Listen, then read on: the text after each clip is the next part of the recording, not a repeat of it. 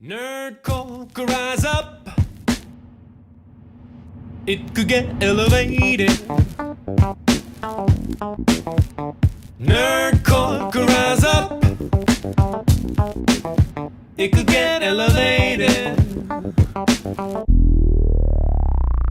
One, nothing wrong with K-Sig. Two, nothing wrong with me. Three, nothing wrong with. Four, nothing wrong with my ISP. One, something's got a biddy. Two, someone's got a sub. Three, someone's gonna gift. Now! Let the body on our show. Let the body on our show. Let the body on our. Let the body on our show. I can't fucking even, dude. How long did you Hold on to that one since we talked about getting body on the show. How long did you work on it? 5 minutes. Okay. I was going to say either a really, really long time or about 20 seconds. Either a really long time or about 20 seconds. You give it. You giveth, you taketh, mostly taketh. Mm-hmm. So, yeah. Welcome to Every Man's Guide to Nerddom, where we are two 30 to 40-something-year-olds who talk about pretty much whatever we want. I'm Chris. And I'm Kyle. You guys can also catch us on Twitch on Saturday nights. You can catch Chris over there as Guyver, GUYVERUNT01, Skyver Unit 1. Mine's a lot easier. It's KSIG, K_SIG. We stream off and on through the week, but you can also catch us mostly on Saturday nights playing together, playing a bunch of shitty indie horror games. I don't know. We've had some good ones. We've had some good ones. They're mostly, most of the games are $8 or less. I would say $5 or less, but I've been finding the $8 ones lately. Mm-hmm. Yeah, we're stepping up in like price points. We're high rolling, making it better. So yeah, you guys catch that down in the show notes below in the description. We have a link to the Discord below us. Join the Discord. Lots of good conversation going on. Lots of different categories. Everything from gaming to anime to manga to TV and movies and sports and all that fun shit. So you guys join that. Please Join the conversation. Come be our friend. Yeah, it's cool. There's a lot of people in there. A lot of fun stuff. There's something that you want to talk about. Somebody's probably already started talking about it and just jump in the conversation. Like we just started talking about, like Funkos started coming up. Yeah. And then now people's pets. Mm-hmm. And it's just a lot of, you might find some shit that you didn't know you're into or you're interested in. This, I'm taking Kyle's little spiel here, but yeah. Yeah. Took my thing. It took your thing. That's what I do. I take. How do you think I got married? It's like a caveman. I dragged her by her hair. It's fine. Hawaiian? Okay, anyway. That's the Hawaiian way. Anyways, you'll find a lot of like-minded people in there. It's just really cool. We're a really easy group to get along with. Mostly making fun of Kyle and I. Yep. But take it and like it. Yeah. And so we talked a little bit in the intro about our Twitch streams. We got a special guest tonight. Who's our special guest? Yeah, a very special guest. Down also on the screen below us. So it refers to us as John. You guys, if you listen to our show, you probably also watch his stream. As We Found the Body. John Body. Everyone calls me Body, but tonight we're just going to be Can we casual? John, Chris, Kyle, the whitest names you can think of. Son of a bitch, it is. Right? Think about that. Oh my God. The whitest names I feel like ever. I should have I don't know what you're talking about. Yeah, I'm John. Nobody calls me that, but tonight, yeah, I'm John. I need my cargo shorts and like a conch shell necklace now just to have the full white. How would that be different from college? It's not at all. That used to be the thing. Let me tell you, that was a used while to be back. thing. Yeah. You had puka shell necklaces. Girls would be like, I'm gonna fuck that guy so fucking hard. Oh, remind me. I'll see if I can dig up some old pictures of Kyle. Oh, sweet. And that was all he was wearing was the puka shell. That's it. Like literally it. Yeah. Thank you for the intro. Thank you for letting me be here. This is exciting. Yeah. How many of these have you done? Ooh, we're on like 56, 57. You're about a year in, you said. Yep. We are 57. Where are you at, sir? What are we on? I'll tell you exactly how many we're on. You're gonna call me out, but you don't know. Oh, we're up. No, I can't more. remember. It's like 62. I thought you'd overshot it. No, okay, all right. So you guys have let's see. Right at it. Under bid. This never one overbid. Yep. We're at So 60. what number am I? You're going to be 65. 5. 65. Fuck. Yeah. All right. And you'll be out 65. By the soon. time this one comes out, Couldn't in have, 2 couldn't have weeks, got me on in 4 of them. Couldn't have had me. Hey, we tried Wanted like to. 20 ago. Yeah, I wanted to, but Kyle didn't want to. Blame him. All right, I'll take it. But yeah, Body is I think it's a fair assumption to say a high energy streamer. Always entertaining to watch. He's just. Do you want to use the word always? I think you are. Generous. I'll put it this way. Really generous. Every time that I've That's seen very you, generous. you've been very energetic. You've been very good. The only time I've ever seen you not energetic was one time after you got really, really sick. Oh, yes. Oh, that was not good. And Yeah. that was probably the least amount of energy I've ever seen from you. And like, I felt my heart went out to you, dude. The least amount of energy. And it still looked like I did cocaine. Yeah. That's probably what saved you was the cocaine. I'm going to Yeah, it say. might nothing have wrong been the with blow. But yeah, Body's he's a great streamer. He's so much fun to watch. Plays a variety of games, and he's just what I love about Body.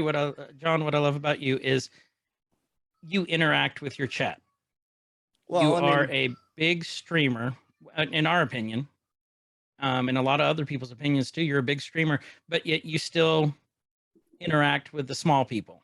Like when I first came in, like you talked to me like you knew me, which was well, it's I more just thought fun was for me awesome. because I'm thinking about like, as a viewer, if I go to a channel, how do I want to watch that channel?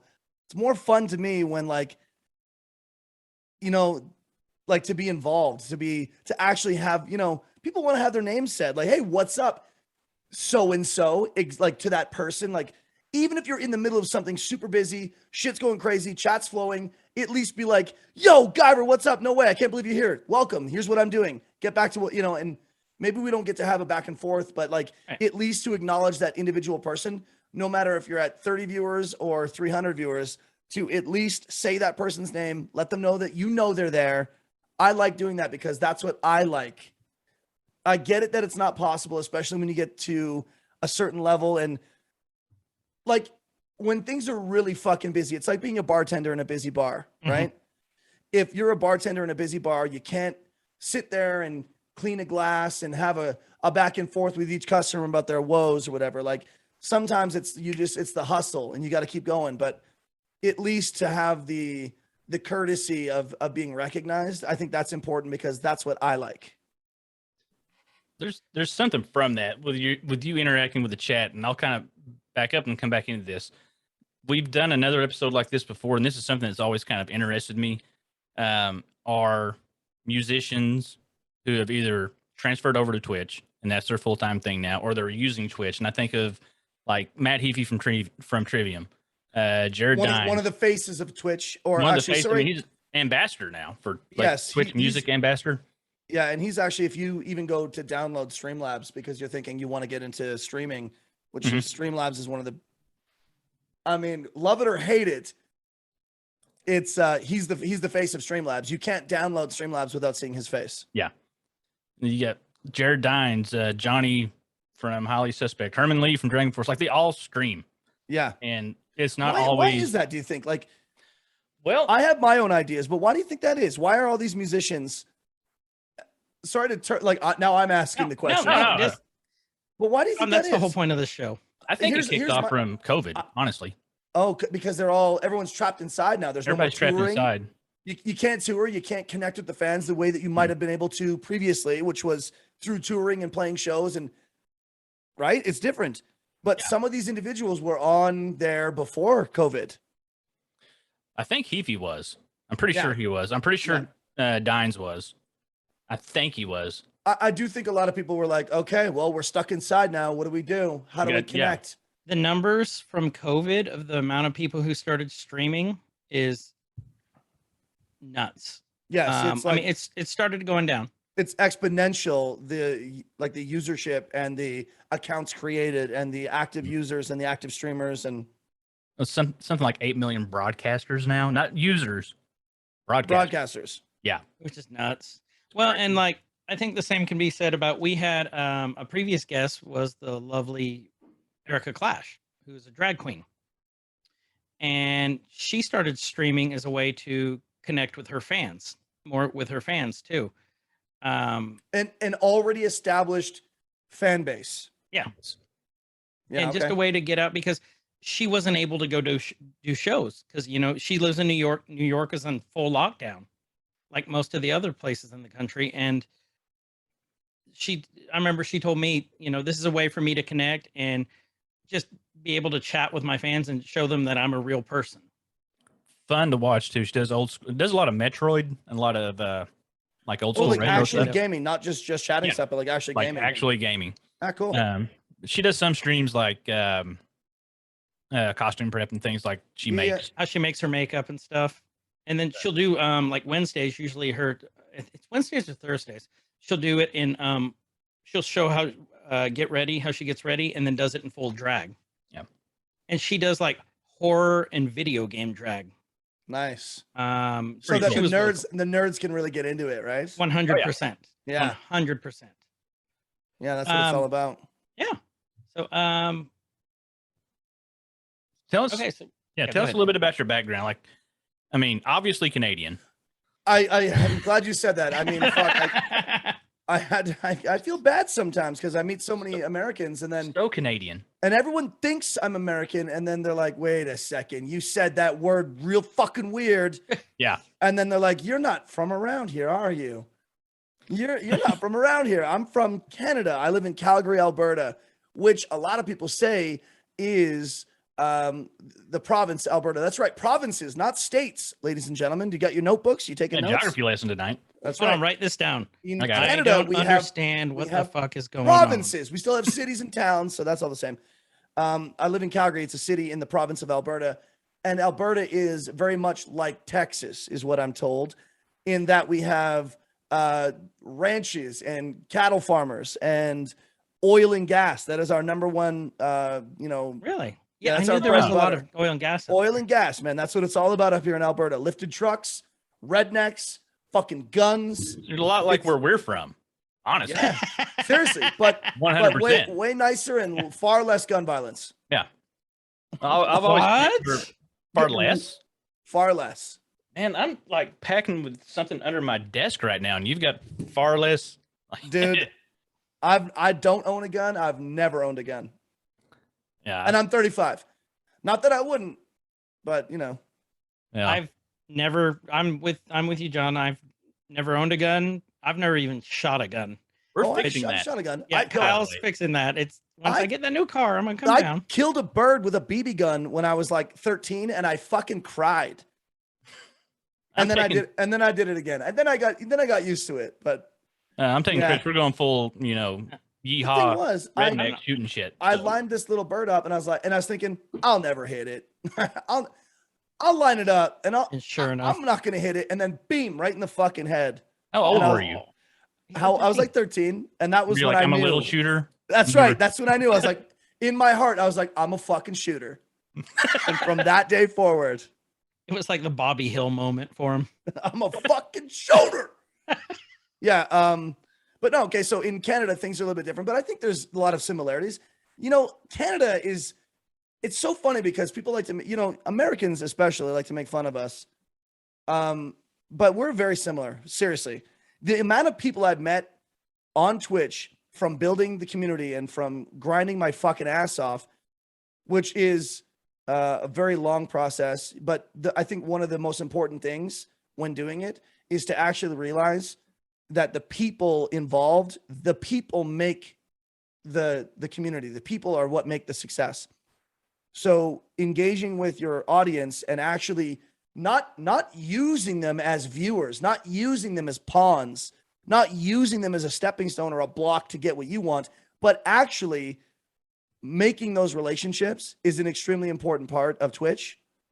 And I've made so many American friends in the last 3.5 years being on Twitch. Like I would say it would be at least 65 to 70% of the relationships I've made on Twitch have been with Americans. Oh, that's awesome. And I love Americans and all of the hilarious jokes that we like to say, stereotypes about Americans. I mean, they're funny, haha. But really, I mean, I have made so many good friendships, and I absolutely love Americans. And I've been to America many times. Not many complaints, really. Nice. Well, Oh, I'm you haven't glad come you where we enjoyed it. live, so Yeah. you're good there. Just don't come down here. Just okay. Um, Just don't go to your neck of the woods. You were supposed to a little while back. I remember then COVID hit. Yes, that's But- right. Oh, really? You were going to come down this way? Many times I've been to the States so many times, and then COVID happened, and just all of my plans were just put on hold, just like everyone else's, right? Right. Talking about Um, traveling a little bit, I'm going to assume that came from the music background. That was one of the things that we want to hit on here. We talked about it with the previous guest. We talked about, kind of setting it up with all the streamers that are the musicians that are streamers now. Yeah, You're a musician turned streamer. That's correct. Tell us a little bit about your music background. Like, what got you into music? Okay, well, I think as a young guy, like when I was 11, 12, I just thought fucking musicians were fucking cool. You know what I mean? Like it's so easy. And at that age, you're so impressionable. Like you just, anything fucking rad, like you just immediately drawn to it. Like cool ass fucking BMXers, skateboarders. Like you're just so into that shit. And when you're a kid, you think that you can be anything because you're told from a young age that you can be anything, which we know is a bunch of bullshit, but it's nice and it feels good. And I just got into music at a young age because I thought it was so fucking rad. And I didn't think of where will it take me? What will it give me? What can I get from it? I just thought, holy shit, that is so fucking cool. How did they cut these songs, these great songs that from the epics, the greatest bands of all time? How did they do it? They all started somewhere. My parents bought me a drum set. I started to drum. I was shit. I was terrible. I was so fucking bad, like everybody is when they start something out. But I kept doing it by myself forever, like for at least 5 years by myself, didn't jam, didn't know anybody that was into it. And then I got into high school and met a couple of buddies that one of them played guitar. Like, oh shit, okay. It's the classic, oh, you did, wait, so you're into this too? What do you play? You play guitar? One of them played bass and liked to sing. Okay, shit. Well, let's hang out. Let's smoke weed and not tell our parents that we're smoking weed, but let's make it sound like we're just hanging out and jamming. And we would smoke a bit of pot and play music. And that's how it started. Garage bands didn't smoke though. That's the thing. That's right. But I had the cool house. My parents were like, God damn it, you little fuckers. You're smoking weed. You're smoking weed. We know you're smoking weed. And you're not sharing. Yeah, and you're not sharing, you little shit. But my mom was like, look, okay, fine. If you're going to smoke the weed somewhere, aren't you, you little fuck? You might as well smoke it in the backyard and play your drums with your idiot friends than do it somewhere and get busted doing something. So my mom was really cool about it. So speaking on idiot friends, so, we have the show flow, but the reason we have the show flow is because Kyle and I tend to go way far out there sometimes to bring us back. Speaking of your idiot friends, do you keep in contact with those same people that you jammed with in high school? Do you have any of those friends still? A couple of them are dead. Yeah, a couple of suicides, and one of them, I don't. To be honest, the music that I played and the people that I met in my formative musical years, no, I don't. And the ones that are alive, I'm sure that they've got families and wives and kids or husbands and whatever, I don't know. It's been a long time. I'm 35, like I said. So high school is quite a few years back. I hear you. And I've gone through a ton of bridge burning. I used to think of myself as the Molotov. Like if something bothers me and if somebody wrongs me, I am not usually one to give second chances. I will burn bridges if something that I feel is no second chances, burn the bridge, and it's a warm goodbye. So I've definitely burned some bridges and moved on from it. So you just go up to their face, you go, gone. Yep. I light the Molotov, I throw it down, and that's it. Drop it, walk away. Actually, many times. Drop it like it's hot because it actually is. So many times. High school, was that your first band? My first band was in junior high, which is, I don't know if you guys have that in the States. You guys have, see, in the States, you have, what are you? You're a freshman, right? Yeah. Yep. Then you're a sophomore, freshman, then you're a junior. Sophomore, junior, senior. A senior. And that's grade 9, 10, 11, and 12, correct? Right. Mhm. Okay. In Canada, we have elementary school, which is from grade 1 to 6. Then we have got Yep. junior high, which is 7, 8, and 9. Then Mhm. high school is 10, 11, and 12. My first band ever was when I was in junior high. So I was in grade 9, which would have made me a freshman. Yep. And I was in a band with a couple of friends, Nick McKenzie and Justin Landstorfer. And it was called Kings of Havoc. And it was just, we literally just jammed a ton and fucking played shitty. I'm sure we were shit. In fact, actually, no, I know we were shit, but it was so much fun. And it was that trajectory. And I'm the only one of those fucking dudes. The two dudes, and there's another guy that was kind of fringing and kind of wanted to be a part of it, but he really sucked and nobody liked him. So fuck him. He didn't make the cut.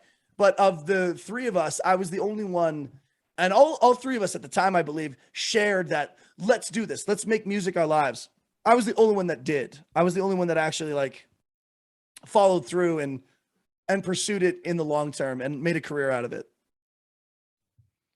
Yeah. Kings of Havoc. It's been a long time since I've said that out loud. So, how many bands have you been in? Oh, I would say maybe like 8. Not that many, because the bands that I was in were serious projects. I wasn't like, I'm going to be in a band and then like 3 weeks later, never mind. Oh, now I'm making a new one.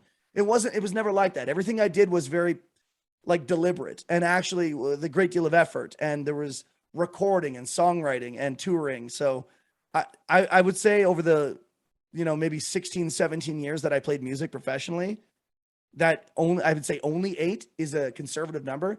I had friends that I was playing with that were, professional musicians that were in at one time 6, 7 bands at once, constantly juggling the schedule. You know what I mean? Which is shit. I don't want to do that. How do you even masturbate with all that? Like, Very carefully? You hire somebody. With your calloused hands. Your hands are so sore and tender from playing your your- instrument all day. Your extra 8 band income, you're able to hire somebody. Here's the thing. Yeah, your extra income. Like, I don't know. So, did you stick with like one genre of music? Did you bounce around? Was there something that you primarily played, or that you just Okay, prefer to well, play? as I said, I was a drummer, so I really preferred very challenging styles of music. So like heavy metal, death metal, grindcore, anything that required a great deal of technique was my favorite, because it's like playing a video game on easy. Yeah, it's enjoyable, but is it fun after a while? Like if all you did was simple rock beats, if you're playing folk music or country music or things that are just really quite simple in terms of technique, it's like, it's great, it's satisfying, but it's not like when you play Doom on the hardest fucking setting. And like there's 1,000 demons coming at you, and you got to fucking wheel and deal, and like by the time it's done and the dust is settling, you can't even fucking believe you're still alive. That's what certain types of music feel like when you're playing as a drummer, because it requires so much skill and focus, and I think just a lot of practice. You And don't hear I like a the lot about, challenge. like legendary folk drummers. No, you And, don't, like, right? It's not like a thing, apparently. Yeah, I think legendary we've all folk seen a drummers. mighty wind. We know better. Kyle, I haven't. Yeah. you haven't So- seen that? That's in the queue. I'll watch it. What did I mostly play? Mostly hard rock, heavy metal. Death metal, you said. Yeah, death metal, metalcore. I played a lot of punk rock. I was in a very successful punk rock band. I was also in a very successful pop rock band, which, if you don't know what that is, that's where you sell your soul to the devil. That's where you suck cock for money. Mhm. And the devil pays your rent for 3 years. Nice. Well, you got your rent paid for 3 years. I sure did. I was like this But close now to I've bringing got up. the taste of devil cock in my mouth still. That's where Mephisto comes in. Okay. That is where Mephisto comes in, and the brain come. Yeah, if you think cigarettes taste bad, wait till you taste devil dick. Kyle, tell me how it is. Oh, Heyo. So Do you only play the drums? Do you play any other instruments? Do you sing? Yeah, I played bass. No, I don't sing because I'm terrible at singing because my voice is shit. Because I never really learned how to do it, and I just don't think I have the natural ability. Singing is so fucking hard. Singing is the hardest That's the hardest instrument ever in the world to master. That's the one. Singing is I can't do it. And I think maybe I could if like I had some serious vocal training, but no. I wasn't a singer, although I can rap. You know, I've done a bit of rapping in my day. I'm aware of this. I am aware Yeah. also. I've done a bit of rapping because although I can't sing, I can write. And I actually did a lot of writing in my bands in terms of like vocal arrangements or lyrics, but I was never really the one delivering those lyrics through the microphone because You were the man behind the scenes. I could, many times I could be, but I just literally have a shit voice. And I don't like, in my head, I'm like, this is fucking great. You're killing it. And everyone's like, you suck. Like, so. And you're playing so loud, you're going, yeah, that's right. I'm like, yeah, we rock. Yes. We're awesome. Yeah. So, no, I'm very aware of what I'm doing. I'm not, you know, what's funny is I've met over the years so many people that are blind to what they're doing, what they have to offer, be their product for music as a band. They're like, yo, check out my band. You're going to love it. It's so good. Then you listen to it. You're like, how can you believe this is good? It's like watching me stream, basically, is what. It's like, yeah. How Okay. could Kasich ever think this? Like, was he an idiot? But then, and on Twitch, you see these people that really believe in their product. And I'm happy that people are confident. It's great. But in reality, like, if you can't be truly critical of your own product and have the ability to critique your own work and to be realistic and honest about it, then you're kind of fucking yourself over. You kind of fuck yourself by setting yourself up for these expectations that really will never happen. You know? Being honest with yourself. Being honest with yourself. Be honest, people. Yeah. Which that's just kind of a So no, lesson for I life. can't fucking sing because if I fucking sang, everyone would be like, this guy fucking sucks. So no, I wouldn't. Well, okay, yeah.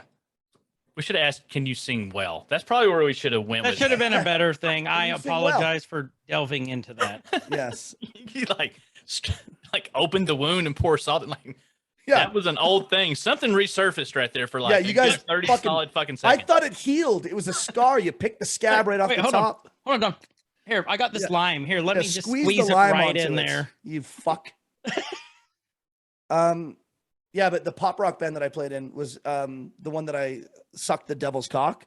Mhm. That one was very successful. I played in that for a number of years and toured all over North America playing that. And in fact, for a number of years, did an anti-bullying tour with that band where we'd go Really? to high schools all over the country and all over North America and actually down into Central America as well. We did some in Mexico.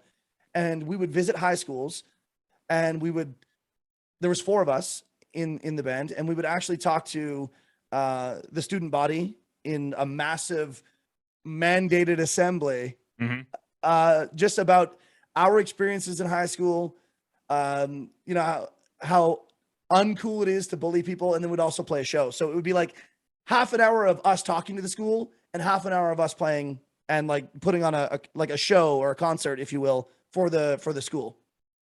That's Which was extremely successful and made us fucking buku bucks. Like we made more money doing that than we did, I think, in any other, because schools got a hold of that. And there's all these cool teachers and cool principals all over the North America that are like, if I could bring that band to my school, I'll be the cool principal that brought a cool band to the school. And to be honest, I actually believed in the message. It was really good because you guys remember what it was like. I mean, Chris, you were in high school, what, 35 years ago, 40 years ago? Yep, Roughly, yep. yeah, it was, yeah. Around 50, 60. Yeah, about 70 years ago, you were in high Yeah. school. What? You, What? you remember what bullying is like, right? It's I black and still white remember what books. bullying's like. Yeah, but you see it, or you're a part of it, or you're fine with it. You just see it, but you just don't do anything. And to be honest, I actually enjoyed this pop rock band that I was in. My favorite part of the entire thing aside from the stacks of money, was the fact that I actually got to deliver a message I believed in, because I don't think bullying is great. And like, I don't like people that think that they should be able to make someone else feel like shit. You know, it sucks.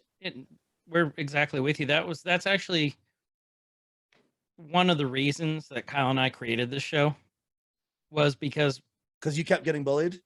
Well, I wasn't going to do it, and then Chris bullied me. I bullied him into doing it because I that's really right. wanted to do it. I believe in my message. Like, you're going to fucking believe in it too, Kyle. You're like, fucking do it. And then I started crying. He's a I'm really embarrassed for he's a really myself. shitty bully, honestly.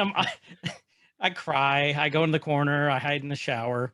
But we tell everyone, you know, don't be a dick. Don't be a fucking fanboy.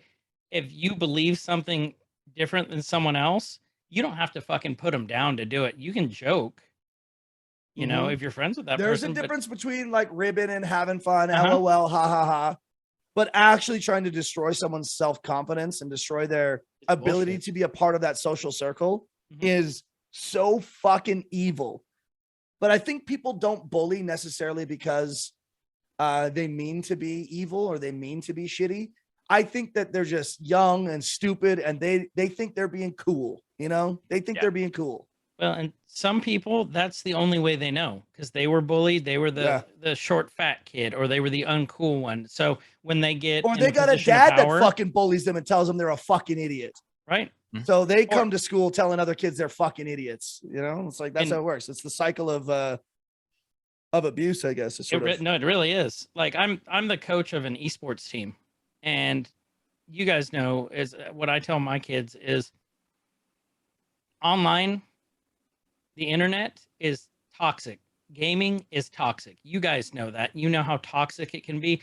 That's why we don't put up with that shit. We try and give the positive message. You say good game after every match. You know, you only talk positive. Even though you want to say I fucked your fucking mom. Yeah, exactly. Exactly.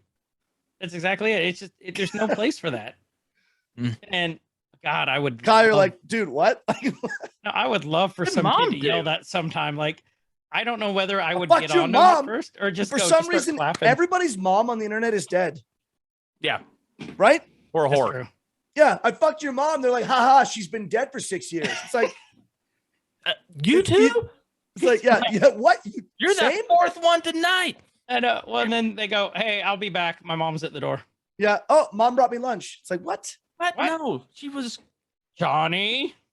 But yeah, no, that was one of the cool things because, like, look, out of the 8 whatever bands I've played in, some of them were fucking cool, some of them were really stupid, and the pop rock one was, you know, I took a lot of flack from that because, look, in the music scene, there's this like, there's this unspoken, "Are you the real deal?" type, like, judgment between other musicians and other real career musicians, where it's like it's unspoken, and to make a choice to do something where you're a sellout, which is what I did, I sold out. There you get a lot of flack for doing that from other real musicians who are on the grind and who are starving artists. For, you know, for them to not have that opportunity, I took a lot of flack. I took a lot of shit from doing that, and I used to tell people, like, you know, you sold out. And I'd be like, fuck, yes, I did. And I woke up every day for 3 years waiting for the day I could. Because me doing what I did, selling out, meant that I had to play music that I wasn't really too fond of. But the people loved them. My bandmates in that band, great. They're brothers. They're fucking amazing. Did I love the music? No, it sucked. The music was shit. It was like, what could I relate it to? Do you guys know the band Simple Plan? Yes. Mhm. Right? That's also not metal, Chris, by the way. We had that. Yeah, what's a conversation. Simple Wait, Plan wait, song? it's Can I not? think, No, What the hell have I been listening to? what's a Simple Plan song? I'm trying to think of one. I'm trying to, like, off the top of my head. I couldn't tell you. To To the Googles. Like Perfect. there, yeah, yeah. Oh yeah, the Perfect Simple Plan song too. Yeah. How could this happen to me? I've made my mistakes. Is that Oh, it was Simple like Plan? that? I don't know. Yeah, exactly. It was like That's it was what you like didn't say. edgy, Okay. edgy, but like it was literally, the music was targeted at fat female teenagers that had low self-esteem. Literally. That was like, it was like for like young girls and whatever that had low self-esteem, and we sold them records. That's what we did. Like, so it's fucking stupid. And I get it. I see why other people were very critical of it, but that's the music industry. People are going to sell records to every demographic there is because there's money in it. And the music industry will eventually stop beating that dead horse when it stops spitting out money. But until it dries up and there's no money, then we got to keep beating that horse. Yeah, it's like, oh, this sucks, but we're making, $100 million a year off this. Well, we're just going to keep doing it. Exactly. And is it dead? Is it suck? Is it shit? Yes.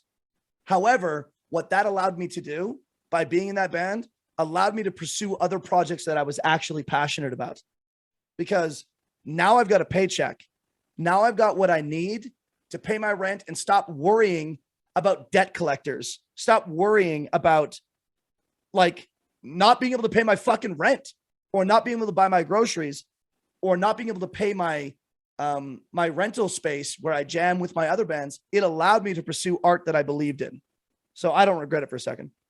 So I got a couple things on that. So one, you said that you were in a pop band with Pop rock. Pop rock. Damn it. Pop rock. Pop rock. Look, we actually look, let me tell you something. We actually played our instruments. We actually wrote our own music.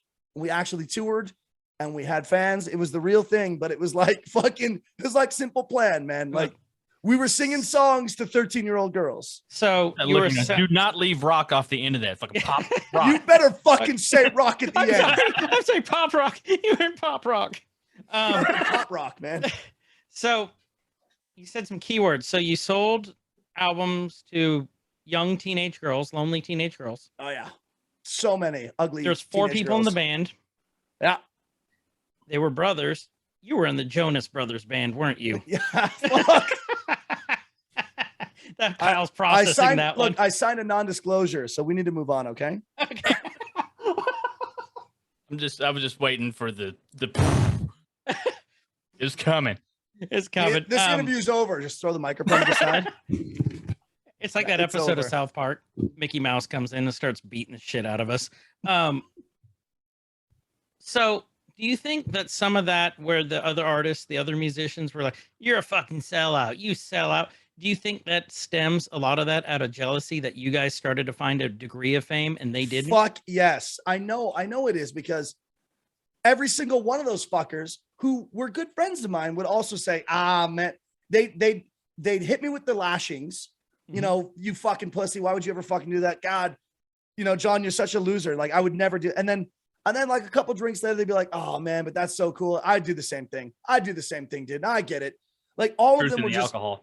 Yeah, like a little bit of booze, a couple drinks later, they'd be saying like, "Oh, that's amazing." So like, where are you touring next? Or like they get it off their chest that they look down on it, and then it's not long later that they're talking to me like they're looking up on it.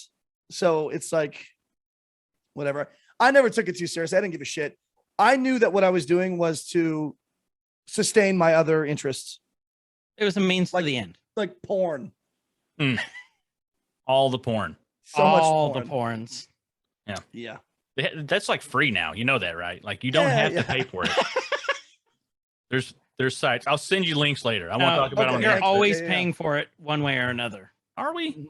Well, when Right. your wife finds out or your girlfriend finds out, and Or your wife Or, and your like- girlfriend? like, Either Chris, way. let me ask you, Chris, let me ask you a question. If your wife knew the kind of porn you watch, would she be cool with that? Yeah, because she watches it with me. What? Fair enough. All right, moving on. She's right behind you. I'm forced to say it. You watch what she makes you watch. Let you. What are you watching? The Great British Bake Off, which I really love. Yeah. So, Got to be married to love that. 100%. So, Kyle, we skipped that question. You want to hit that one? One above. Yeah. Okay. So do you I know you don't play professionally anymore. No, I don't. Do you still play casually? Are you looking to get back into it at all? Does it cross your mind? I bought a condo. Now, okay, when I left music, I did the old Molotov trick that I talked to you boys about. Mhm. I burned every fucking bridge I ever made. And I left because I was into some seriously not healthy shit. I was not in a good place. And I don't think it was because of being in music, but I do think it was because of the lifestyle of being in music. I was not doing well, namely like partying, drinking out all the time, drinking till 5 a.m, finding myself at random places, bucking rails, doing drugs, like literally the cliche idiot fucking rock and roll guy that's just constantly fucking fucked up. And I was constantly not as fucked up as you might think. I still had a full-time job. I still went to the University of Calgary and got a fucking degree. Like I wasn't some scuzzy deadbeat, but I was like a highly functioning alcohol and drug addict. You know what I mean? Like, no, Kyle and I know some of those, but highly functioning. Like I still got everything done. I never faulted on any of my commitments. Like most of the people in my life couldn't tell at all.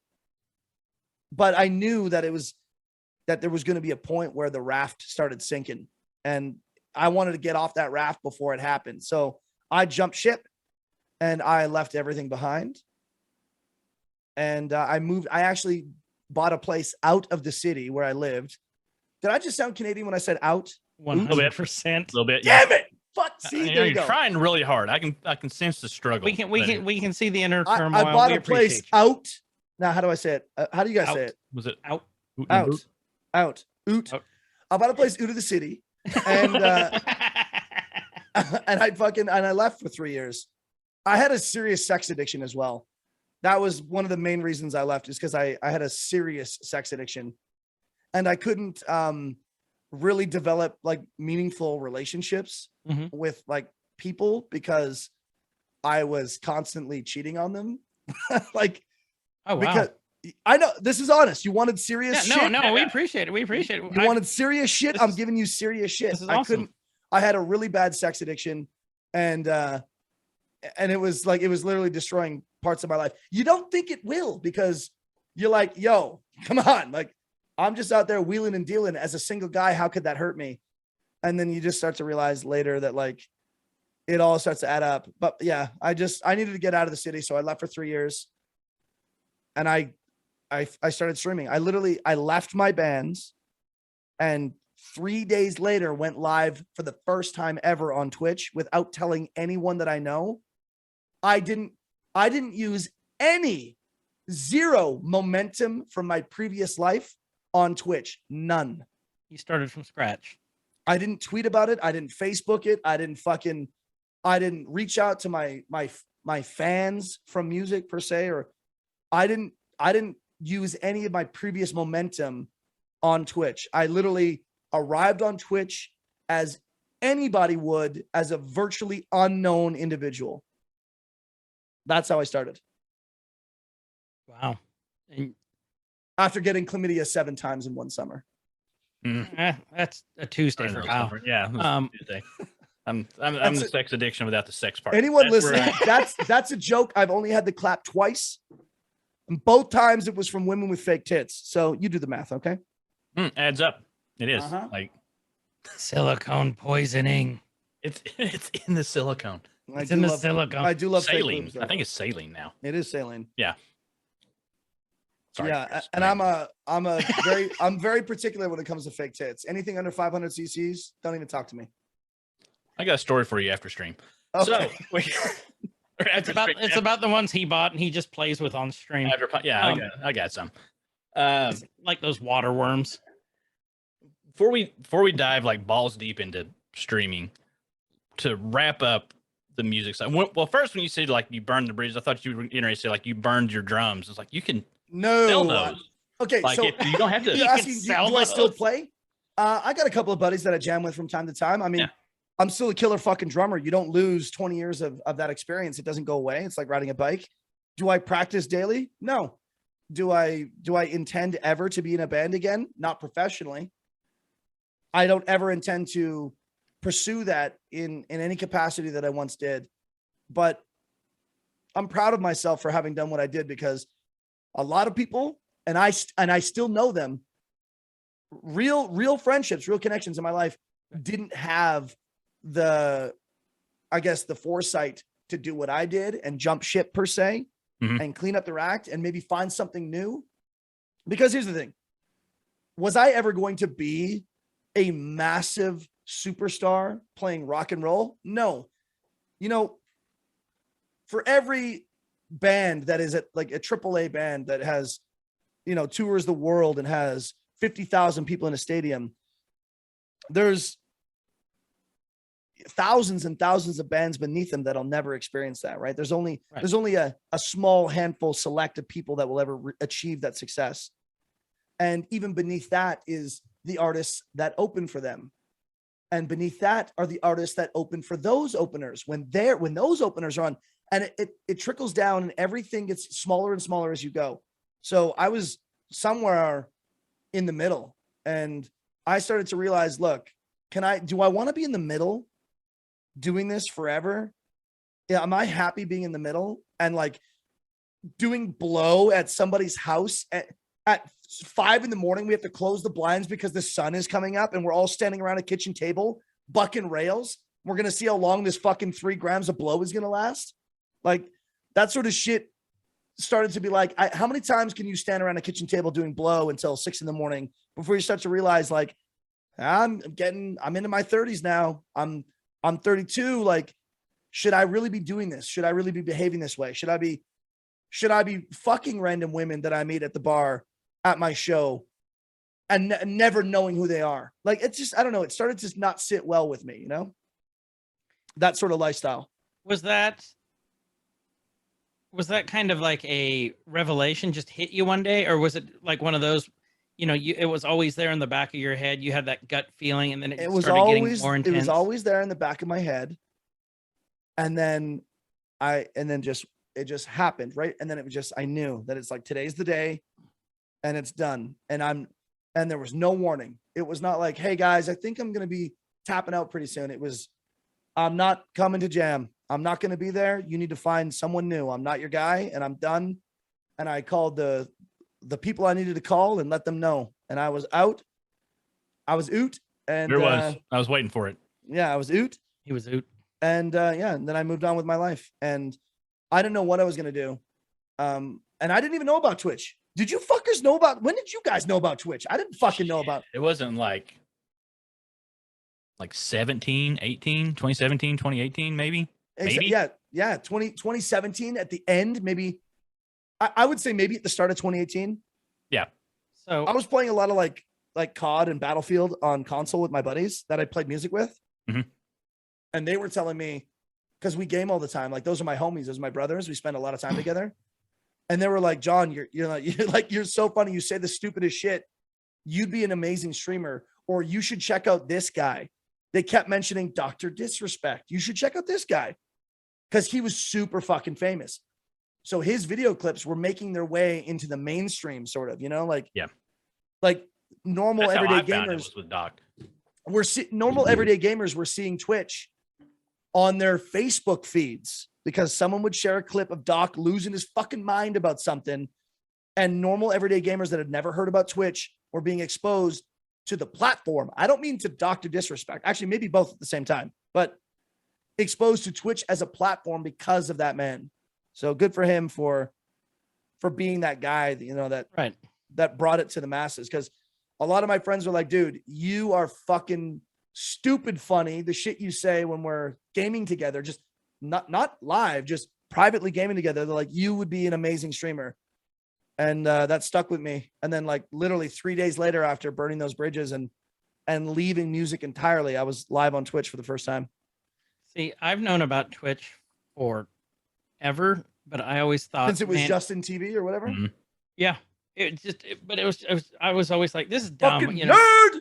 Who? That's right. I'm like, who fucking wants to watch this? And then I guess I hit my my midlife crisis there. And I was talking to Kyle because I've been wanting to do a podcast for years and years and years, could never find anyone to do it with me.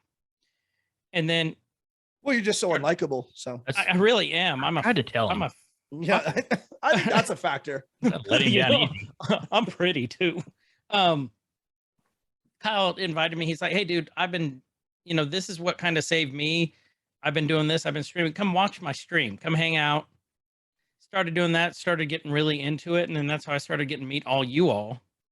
And I'm like, I'm really into this, like a lot. And I just think it's so cool. It's like the first time you watch gay porn, you're just like, wow, holy 100%. yeah, it. you're just like, wow, it's so good. I'm hooked. I'm hooked. There's a plot line. They both know what I like. Okay.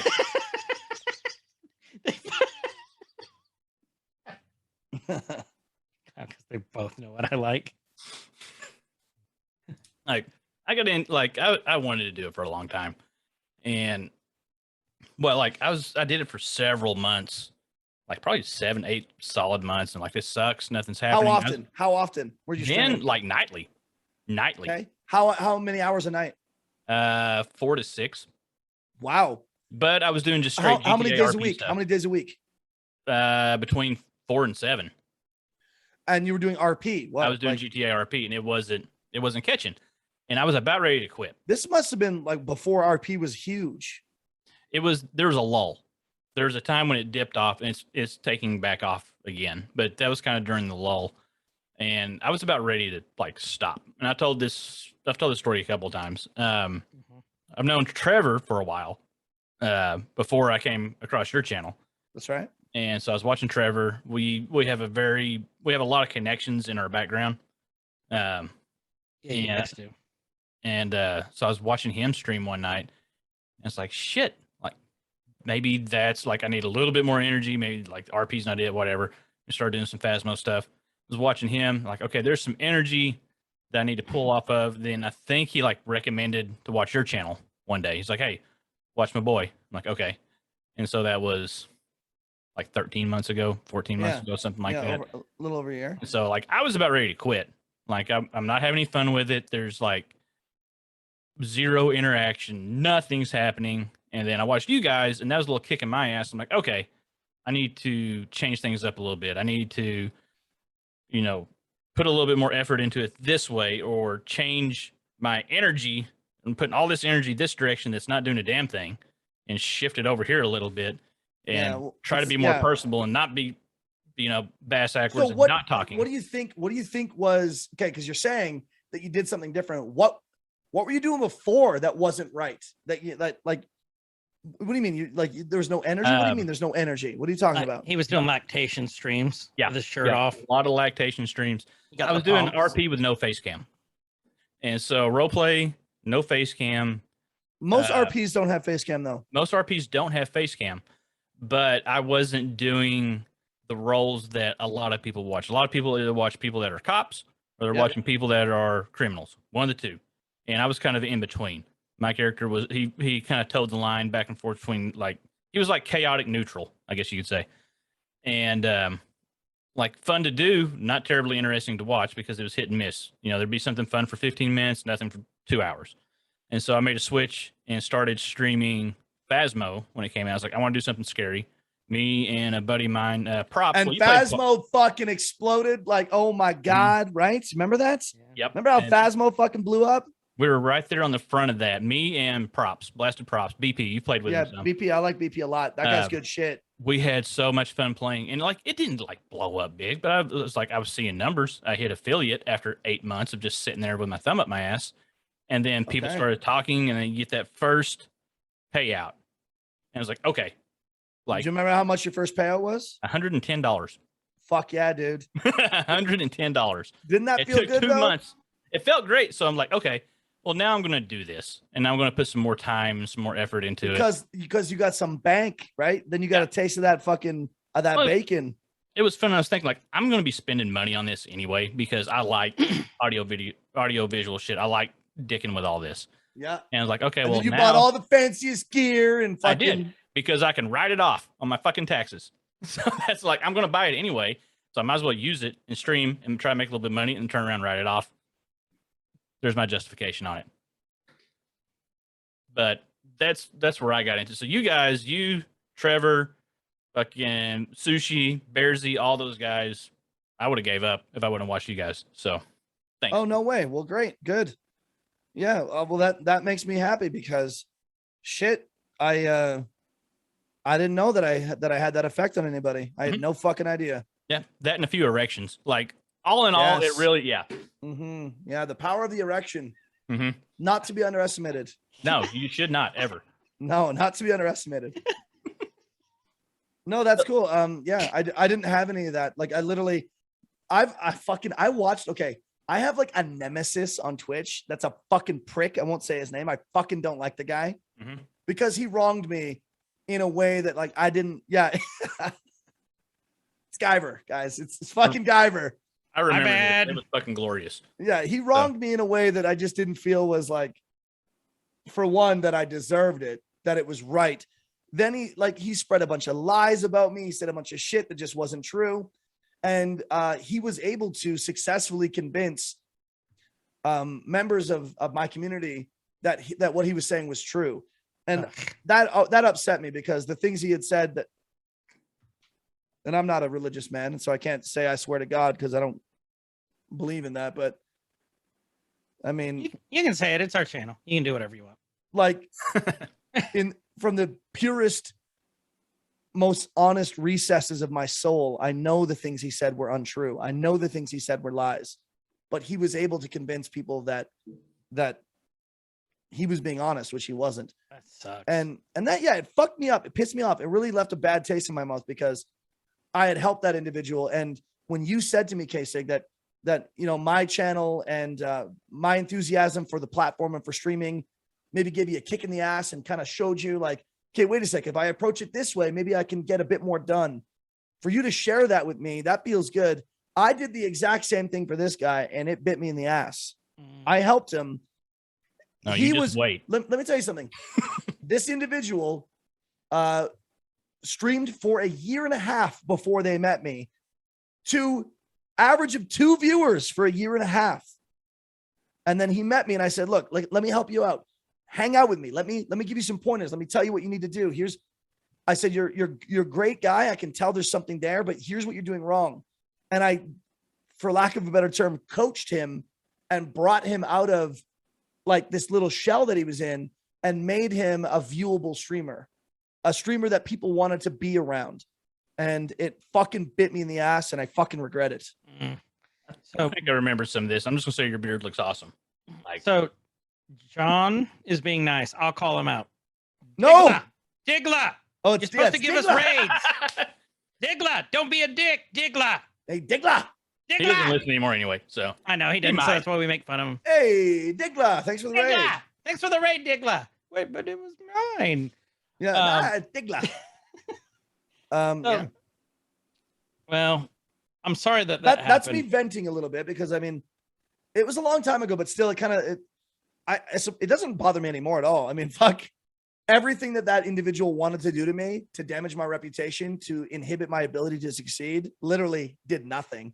But it was that the person had the intent to do that. The person intended to destroy my ability to succeed on Twitch. And it obviously didn't happen because fuck that guy, I'm better than him. But it was just that person who I thought was a good friend intended to destroy me. It's kind of fucked up. It was the first time on Twitch that I had encountered that sort of just the backstabbing that you'll see everywhere in the world. You know, you see it at work, you see it at school, you see it. There's backstabbing that happens. And it was the first time on Twitch that I'd seen it. Well, it just sucks because you start building that community. And I've told Kyle this before, like, I feel that my online friends are a lot better than my real life friends at this point in my life. Burn to your real life friends. Fuck those guys. Right? So, I'm right here in the fucking chat with you. I mean, I miss Kyle. I wish he was still alive to me. He was a great guy once upon a time. Look, But- people that think relationships you make online aren't real, just don't. They're just real. out of it. They're out of it, man. They're not. They don't have the education to understand. They don't have the life experience to understand that the friendships you make on Twitch and the friendships you make while you're building a gaming community or whatever the community is, are as real as any relationship you could make. Amen. Yeah. I mean, look at Bearsy. He said, Kyle, he drank your butt sweat. He did. And he's trying to get me to bottle it for him. I think we can bottle that. Well, like it'd be like a vintage 2021. Yeah, but you gotta like work out and stuff. Like you gotta like. Oh, no, I've got a Peloton. When Kyle, next time you come over, we'll just put you on that. I'm sweating sitting right here, right now. So like I don't have to He's be got on. this. He's got the swag. It's like So Velcro. let me get this right. You can afford a Peloton, but you can't afford to pay me to be on the goddamn podcast. I got it. Okay. Yeah, it's accurate. Right, All right. because my Because wife three told me I people could get the Peloton. If you don't pay your guests. She was like, look, pay your guests or get the Peloton. You were like, all right, Hey, baby, you- order the Peloton. In adoration and friendship. I do enjoy That's how what John life's thinks all we about. make any sort of money off of this. I'm just no, joking. I know I'm you're messing no, with you. no. I'm giving you shit, dude. I'm well aware that We're upside I- down as shit in this thing. So it's a tough grind. It's a Oh, it is, and but we it's do- a labor of love, and it's for the that's hobby and for the exactly what it is. passion. It's this is a release for me. This is and Oh. Kyle too. This is sweet release. it's a sweet release. Some of the best things in life are the things that you choose to do, not the things you're told to do or the things you're paid to do. Would you write a fucking book already? I would buy like 10 Sounds like a copies to give out songbird. to people. Yeah. I would give them out to people like, here, read Body. Remember when I talked about doing cocaine around a table all night? Right. Mhm. Yeah. Well, that's that what an I got. epiphany? That's what I got for it, guys. It's all these late night thoughts, right? These am I experiencing wisdom? No, you're having an aneurysm. You're in the hospital. Like Welcome to Cocaine Fueled Thoughts with Body. that's exactly it. Those are cocaine fueled thoughts. Little fireside chat. The fireside chat. Hot mic. Such a hot mic. Real hot mic.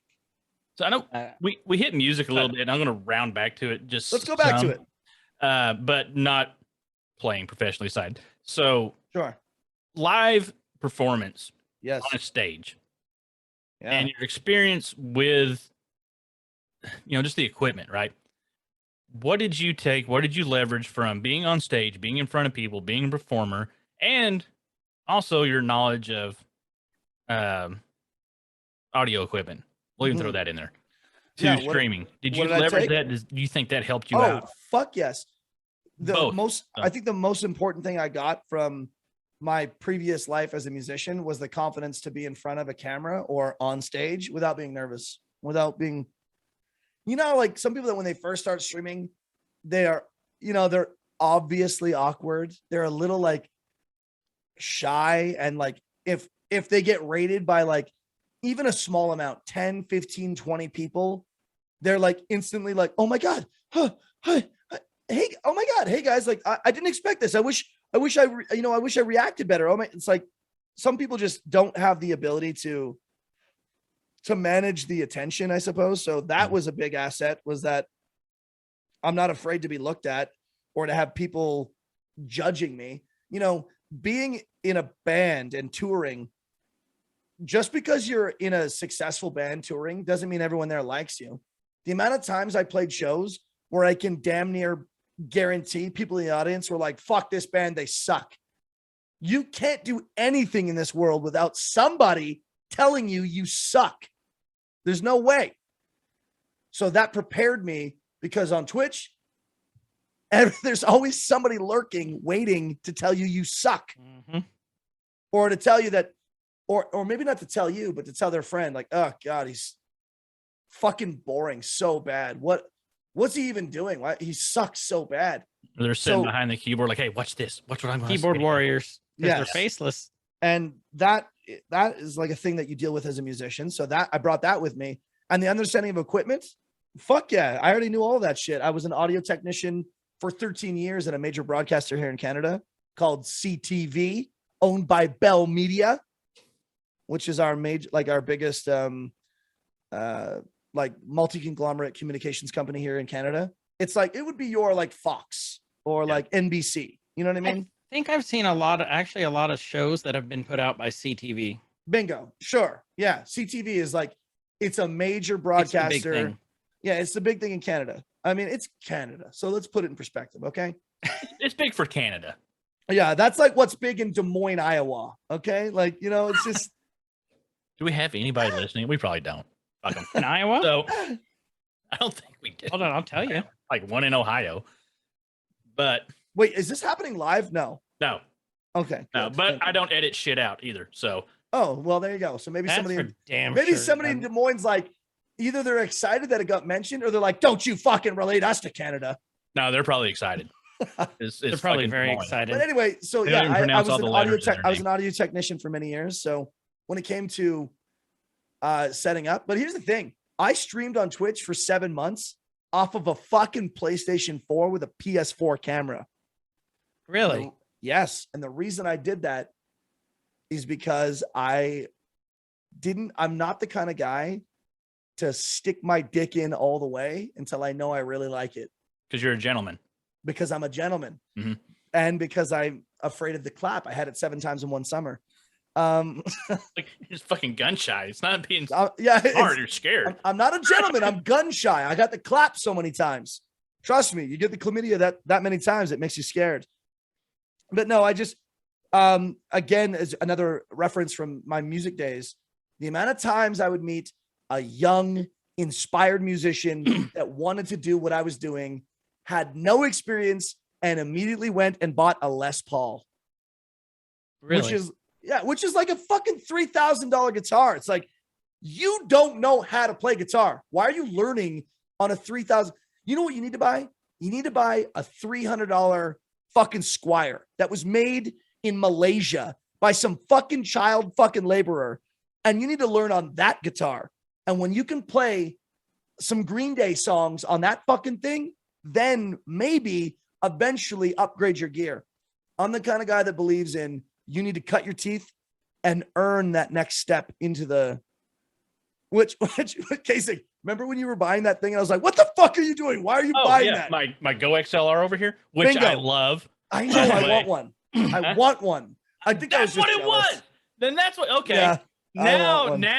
Now the truth comes out. Like, why I did you want buy one that? so bad. You spent too much fucking money, and now you're like, I really. But here's the I just thing: want that one. product, Go XLR, literally, you can purchase the exact like similar item that does the exact same thing for half the price, but just doesn't have that name.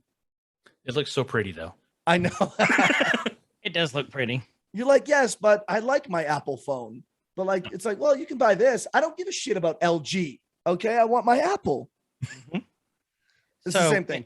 In answer to your, go ahead. Yeah, and answer to your question, how much of my previous musical life was used? I would say a substantial amount, a lot. But in terms of my equipment, I started with nothing and I streamed with nothing. And I'll tell you what, I still stream with nothing. I'm using a Logitech webcam. You wouldn't believe how low end my setup is and how much I've accomplished with so little. I know what that mic is though. Yes. Okay. All right. I'm not going to call you out The- too hard, but the I know what that mic is. The mic is really nice. The mic is easily the most expensive piece of equipment I own is the mic. Because in broadcasting, what's important? Sound. The audio Mhm. and the video. And that's a big thing. A lot of people don't catch with Twitch because I'm saying a lot of people that are streamers don't catch is it's not so much visual for a big chunk of your audience. I'm not saying a majority, but a big chunk of your audience. A lot of people are chilling at work, They're sitting at doing home, and other they're not even shit. watching you. They're listening. Yeah, they're listening. They got the speakers on, or they're listening to their headphones, and you're over here on their second monitor, and they're turned this way, and they're doing their fucking thing. And if something happens, they might haha and look back. Okay, but they're listening. They're not. No one's sitting there stroking their dick off to your channel for that long. I mean, depending on how long they can last.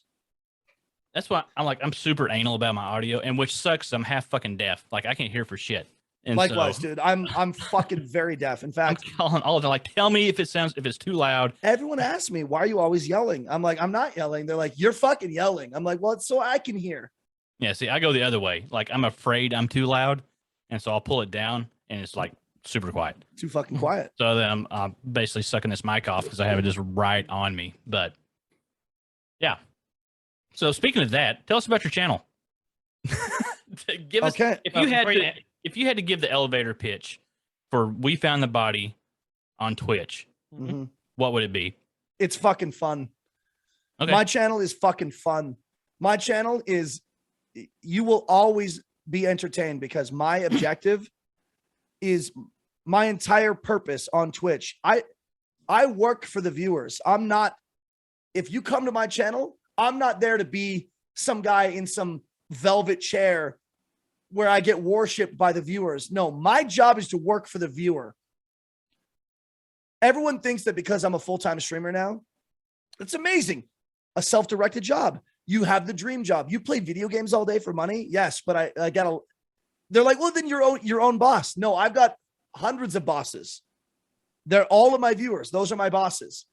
And if I can't please my viewers, then I can't keep my job.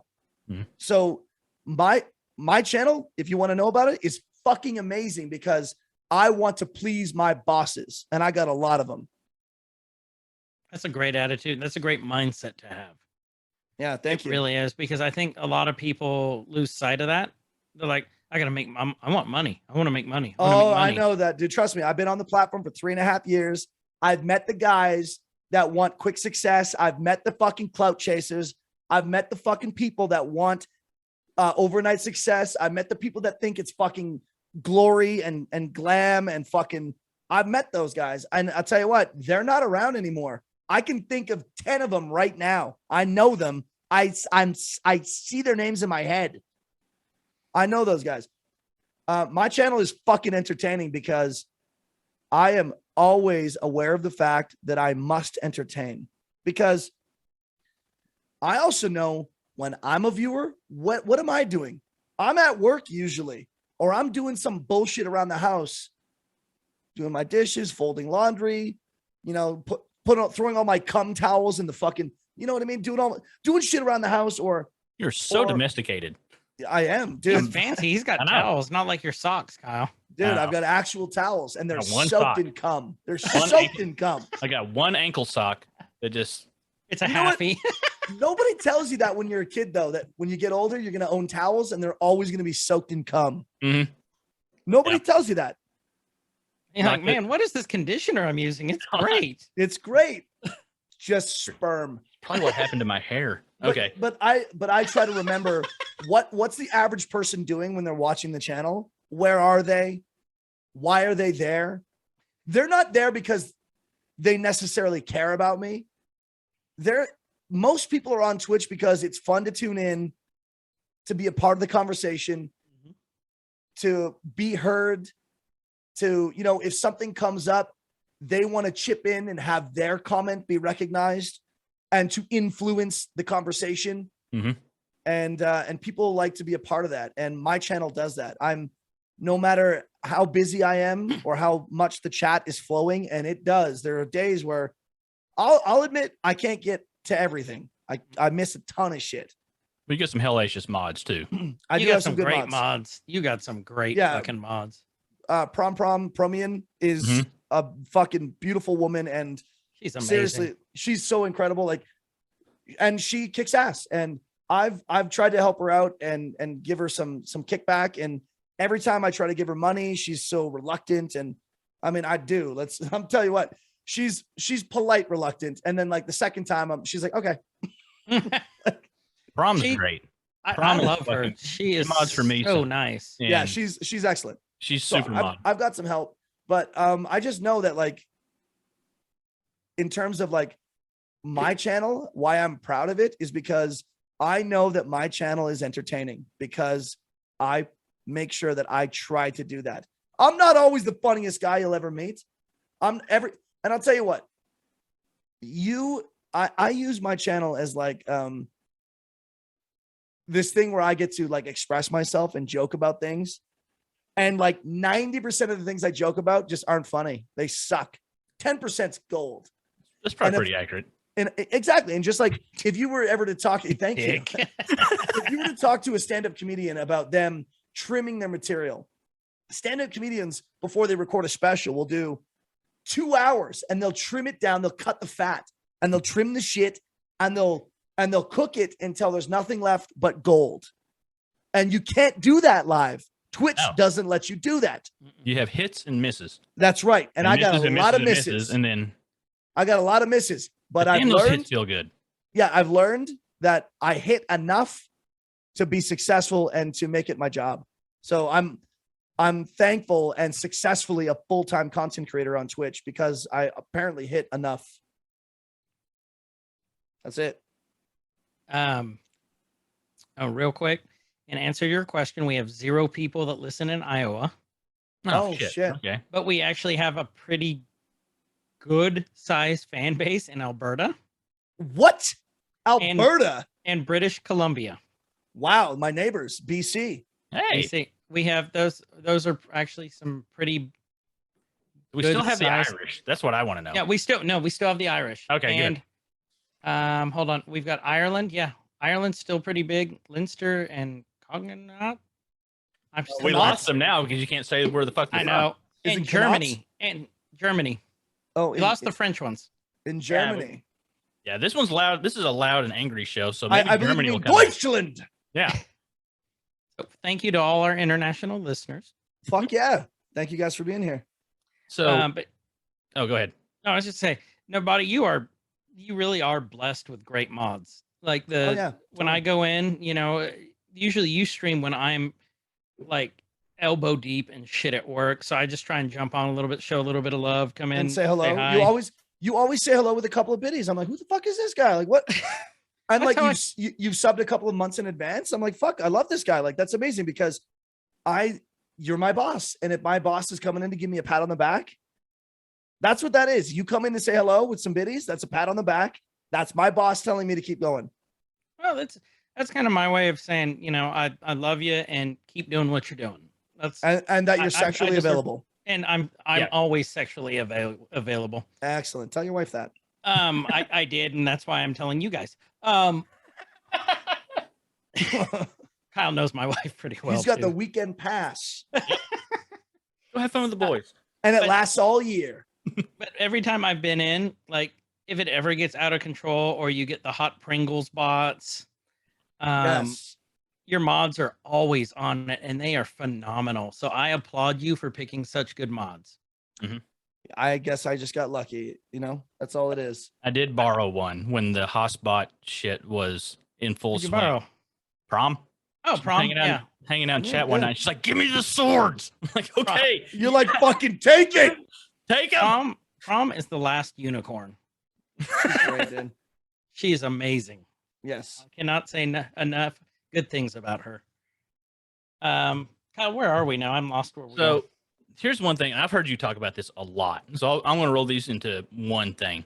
Yeah, go for it. Because I've heard you say this a lot when giving advice out on your channel, right? Oh, I've given advice. Yeah. You I have. must have been drunk. No, well, maybe. But your schedule and how many hours do you stream? Now, one Oh. thing I've heard you say a lot. Is my schedule. You've had random people come in like, hey, I'm just starting out. I'm not trying to self promo. But what advice do you get? Schedule. Get a schedule. Stick to the schedule. What's your Yes. schedule? So what's your schedule? How many hours? How do you stick to it? How do I stick to it? You are not allowed to say no to yourself because because here's the thing, you know what's so easy to do? If you want to get buff and get in shape and you tell yourself on January 1st that your New Year's resolution is to get in shape, but you never go to the gym, how the fuck are you going to do that? So you just I feel lied to sad. yourself. You lied to yourself. I did. You cannot lie to yourself about what you're capable of doing, what you're willing to do. Make a stream schedule that you don't need to lie to yourself about. What are you truly willing to put in? Can you make it happen? And if you say that you're going to, fucking do it. Because people notice in 3.5 years, I've met hundreds of flakes, fucking flakes. And I love it because I take pride in my work ethic. And if you say you're going to do something, do it because you're only as good as your word. If you're going to go live and you say you're going to go live, then do it. Make a schedule. And let me tell you something.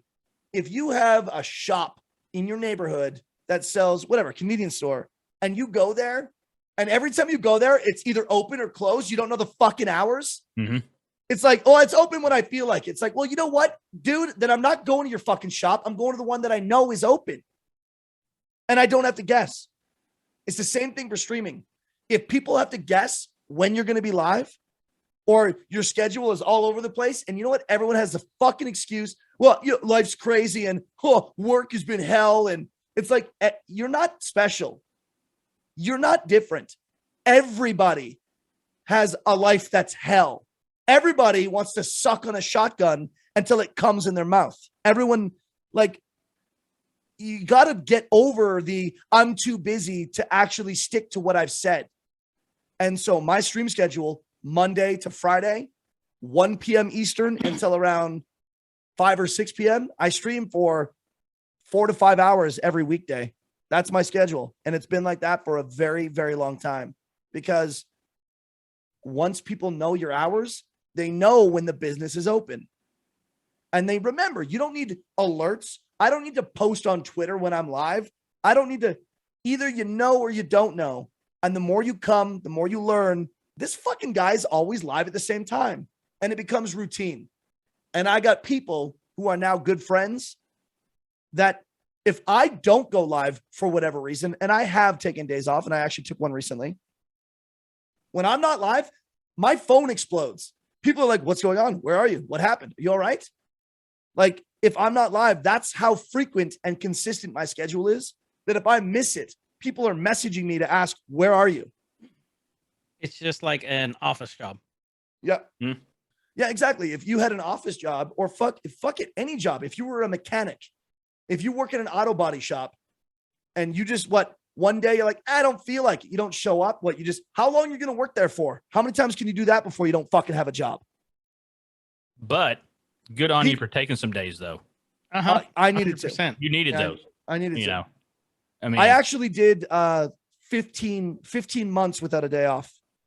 Was my longest without taking a single day off. Jesus. Yeah. And that's why I get pretty like roll my eyes when people tell me how hard streaming is, how hard the grind is. It's like, yeah, you know what? It is. And if it was easy, everyone would be good at it, and everyone would be fucking partnered, and everybody would be a millionaire. Mm-hmm. So when people tell me, it's just, I just can't, it's unfair. It's not meant to be easy. And if it was, then we'd all be fucking famous. And it's not meant to do 7 days a week, 12 hours a day, because you get fucking tired. Mm-hmm. That's the other side of it, is over. That's why, dude, I only stream for 4. Very, very rarely will I be like live for 6 hours. That would be like, whoa, Body's live for 6 hours? That's crazy. Recently, when fucking New World came out and I got hooked on crack, I think I did a 10-hour stream, and I hadn't done that in probably 2 years. If that popped in and I gave you shit, like, what the fuck are you You're still like, doing? Yo, Body's still on. What the fuck is that about? Wait. New World's out? New World's out. It's out now. Oh, it's out now. Okay. Yeah. I got hooked on it, and then I did it real hard. And then I realized that I shouldn't be doing that much crack. So I kind of eased off. I mean, I played the beta on it way back when. I had a feeling that would happen. And it's changed a little bit since then. And no, it's not just extremely repetitive. It's that grindy game where your entire task is to level up your fucking shit for what reason, I don't know. But how many hours did you sink into it? 120. It's so repetitive. And I did 120 hours. Look, 120 hours in about a week and a half. The day it came out, I did 22 hours. The next day I did 18. The following day I did 17. So you put the time in. Yeah. Good for you. Well, it was good. It was an excellent distraction from my mind, really, is what it was. And that's what you need sometimes. You just need mindless, repetitive shit sometimes. It was to prevent my head from thinking about real life, is why I played it. I'll tell you, one of the funniest things that I have ever seen in my life on your stream specifically. Your mom was over and you were telling someone, come here and fuck my mom. Charlotte, dude. Charlotte's awesome. I'm saying Charlotte amazing. All the way. I don't care. I remember I was at work and I had this up. I knew better than to have it on my speakers on my monitor, but I forgot to switch it over to my headphones. Shouldn't have done that. No, because I'm a fucking idiot. I did that, and then you started yelling that. I'm like, oh crap! But I was crying. I was laughing so hard, And my Dude. boss comes in and goes, what's wrong? Are you crying? I'm like, yes, I'm so hurt right now. Yeah, please go away. I'm like, give me a moment. But yeah, that was one of the funniest things I think I've ever seen. When I said that, 3 days after I burned the bridges and stopped music, and I did my first stream ever on Twitch to an audience of nobody, the only viewer I had that day was my mother. That's awesome. My mother has been to every single stream I've ever done. Your mom's awesome. I've seen her in chat so many times, and Dude, she's 62. She rolls with it so well. What's that old rhyme? Single and ready to do anal. That's my mother. Yeah. Oh, it's like casing. Did that rhyme? No, I don't think it did. No, it didn't. No, You know what? It doesn't. Missouri. My mom gave birth to 3 boys. I'm the youngest of 3. And my brothers are like me. They're very energetic, boisterous individuals. We like to joke around and say crazy shit. My mom learned very quickly that she's not going to fight that you can't either get with it or I don't know, or cry all the time.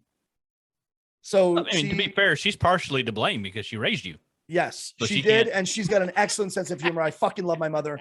She is my greatest supporter of all time. That's great. Charlotte, we salute you. There you go. Big EGTN salute. Charlotte the harlot. I've seen her in chat so many times. And for the longest time, I was like, that's one of his buddies pretending to be his mom. You thought really? Because I'm like, no, yeah, because she rolled with it so damn good. You're like, there's no way she's that chill with because I'm always talking about like drinking piss or like eating ass. And like, I've like literally explicitly described my deepest fetishes, like crazy shit that you would never want your parents to know. My mom knows all of my fucked up fetishes because she's always in my channel. See, that's awesome. I don't even think my mother knows that I stream and have a podcast. She sounds lovely. That's not a joke. She sounds lovely. Oh, my mom blindly shares this stuff on Facebook. I'm like, you're like, Mom shouldn't do that. You shouldn't. You know what? Wait. Go with it. Did she share the one about the photon bukkake? The photon bukkake? Yes. And she didn't understand it, did she? She's like, nope. Oh, my son had all the photon bukkake all over him. Just everywhere. It was all over. My mom is extremely with it. She's smart, and she's had sons that have kept her young. My mom's with it. She's not some old stupid lady. She's sharp as a fucking tack, man. Life lesson for everyone: you better not talk ill about John's mom. You better not do it. I mean, you can, but you'd be wrong if you said anything shitty about her. If you want to say incorrect shit that makes sense to nobody, go ahead. Go ahead, Kyle. So let's hit on the stream a little bit more. So just like physical appearance, and this is something that people think about a lot. Your overlays and your goals, right? Yes. So do your own overlays, do you design those or did you farm those out? I had those made from a friend that I met when I first started streaming. Who later turned out to be kind of not a really good guy because I think he got really upset. He's one of those people that I've met on Twitch that resent you because you're doing better than they are. Like, kind of ended up not being a friend and kind of more of like an adversary, sort of like. It's just like, I thought we were cool, like we're friends. I get this whole thing, and I fucking see it all the time. I still see it today. And every content creator listening, tell me if you know about this too. People that act like they're happy for your success, or like that they're on your side, but really they just want to shit talk you, or they're envious, or there's these things about people on Twitch where if you're not helping them, they don't want to help you. If you don't come to my channel, I'm not going to yours. Why would I go to your channel if you're not coming to mine? It's like, let me tell you something. I got a lot of shit going on in my life. I already spend enough time on Twitch as it is. If I don't go to your channel, it's because you stream at a time that I'm not using Twitch. It's because your content sucks and you're boring. It's because I already spent 6 hours live today. I'm done. I don't want to use it anymore. Right. And a lot of people get like butt hurt that if you're not helping me, I don't want to help you. So where do my overlays come from? A guy that got butt hurt. He did make beautiful overlays. He did Yeah, quite they're a good job. But They're great. But you know what? I have 2 scenes. I'm not like, you ever go to a channel and there's like, you're like, holy fuck, it's beautiful. Like you've got all these scenes, like even Kasich, yours is unbelievable. Yours is amazing. Yours is like well thought out. Like I have 2 scenes, full face cam or look at the game. That's it. That logo that I use, paid some dude in Pakistan $5 to make it. Killed it. He killed Fucking killed it. That guy was awesome. But like, well, that's just me. Like, I like to dick around with that stuff. And like, I'm constantly trying to think of something like different or fun or whatever to do. Minimalist. That's a massive weakness in terms of my Twitch game. My Twitch grind is a huge weakness, is that I don't give a shit about doing cool scenes or overlays, or I'm purely a like content guy. I'm purely about he's from Michigan. yeah, I guess I'm from That's northern basically Michigan, Canada. right next to the border, guys. Right, northern Michigan. Right Yeah. there, like fucking northern Detroit, almost in Windsor, Ontario. Right there. I'm more about like entertainment and the conversations and just really what the viewer gets. And I do not emphasize whatsoever any sort of visual aspect of my stream. I don't emphasize that at all. My stream is extremely basic. Fucking basic. See, I think if you changed yours up, it wouldn't feel right, because there's Kasich, a you know what I'm brand. talking about, right? You know how Yeah. basic mine is, right? Like, yeah, but here's the thing. There's basic there's like low effort basic, right? There's well, I'm just gonna throw this shit out here and people better come okay, watch. mine it looks good. It looks good, and there's But it's not a bunch of bells and whistles and a bunch of fucking, because I go to somebody's channel and I gotta, oh God, I love this guy. He's so great. He's a 2 average. He's a streamer with no viewers, 0, like almost. And I feel bad because I like the guy and I think he's good shit. And I watch his channel, but he's one of those guys that when you go there, you're like, holy fucking shit, you're set up. Multiple camera angles in the room, RGB in the desk, fucking this, like all this soundproofing, fucking camera angles above his desk. He can turn around and point at the camera and be like, yo, what's up? He's got all this amazing shit and overlays and transitions and sound effects and 2 viewers and no content. You can't do it without the content. So I love it. I look at it and I go, holy shit. When I look at it, I think, wow, if I had that, what I could do. Because if it's like being charming and, confident, but ugly as fuck. That's me. Yeah, I feel you. I'm ugly as shit, but I have the confidence and the charm and the personality to get, if I look like Prince Charming and I had like my mind and like the stream and all the setup, man, I'd be fucking 1,000 miles ahead. See, and I would respectfully disagree that you have a basic stream. Your transition or your overlays may be basic, not the overlays, but what you have there. Yeah. But what you bring to the table is so far beyond basic. Okay. All right. And well, to me, that's worth a lot more than the fancy lights or the super, the camera behind you and the Yes. camera above you and or the, your ball camera or just whatever, butthole camera, just You whatever. knocking on my dog cam? thanks, Did I boss. put in a No, dog cam? I love your dog cam, Okay. but John's a lot fucking better. All right. And he's better looking and his beard's better and he wears the plaid Being better. Doppelganger. We've had this conversation. Kyle, you're getting fucked here. Okay. Like I know. that's every Nobody's even day. going to spit on it. you're getting fucked here. It's like prom all over again. Yeah, it is. Right. Yeah. Not the fun part. The No, fun part. just the crying. Just the crying in the It's the corner. part where we were in the back of the room playing Dungeons and Dragons while everyone Holding else my was Everyone else crying. had fun. This was going to be the year. So let's talk about how do you determine your goals, like your subs, tips, like what do you set for yourself? How do you go through this whole process? Do you want to know the truth? Uh-huh. Mhm. I don't have any. Really? Isn't that strange? You Yeah. don't have a number in your head. No. Like, even if you don't put it on stream, in Nope. your head, you're like, I really want 1,000 subs. 1,000 what? 1,000 subs? Yeah. I want 1,000 subs this month, or 1,000 cumulative, or I tell you what, I've sat at over 1,000 subs for 18 months. I've been at over 1,000 subs for like a year and a half. And my goal is, you know what, I guess, okay. It's not right to say I don't have a goal. My goal is to watch that number grow, but I don't watch it. I honestly don't know the last time I looked at my sub count. I don't even know. I couldn't, if you ask me right now, how many subs you have? No fucking idea. No idea.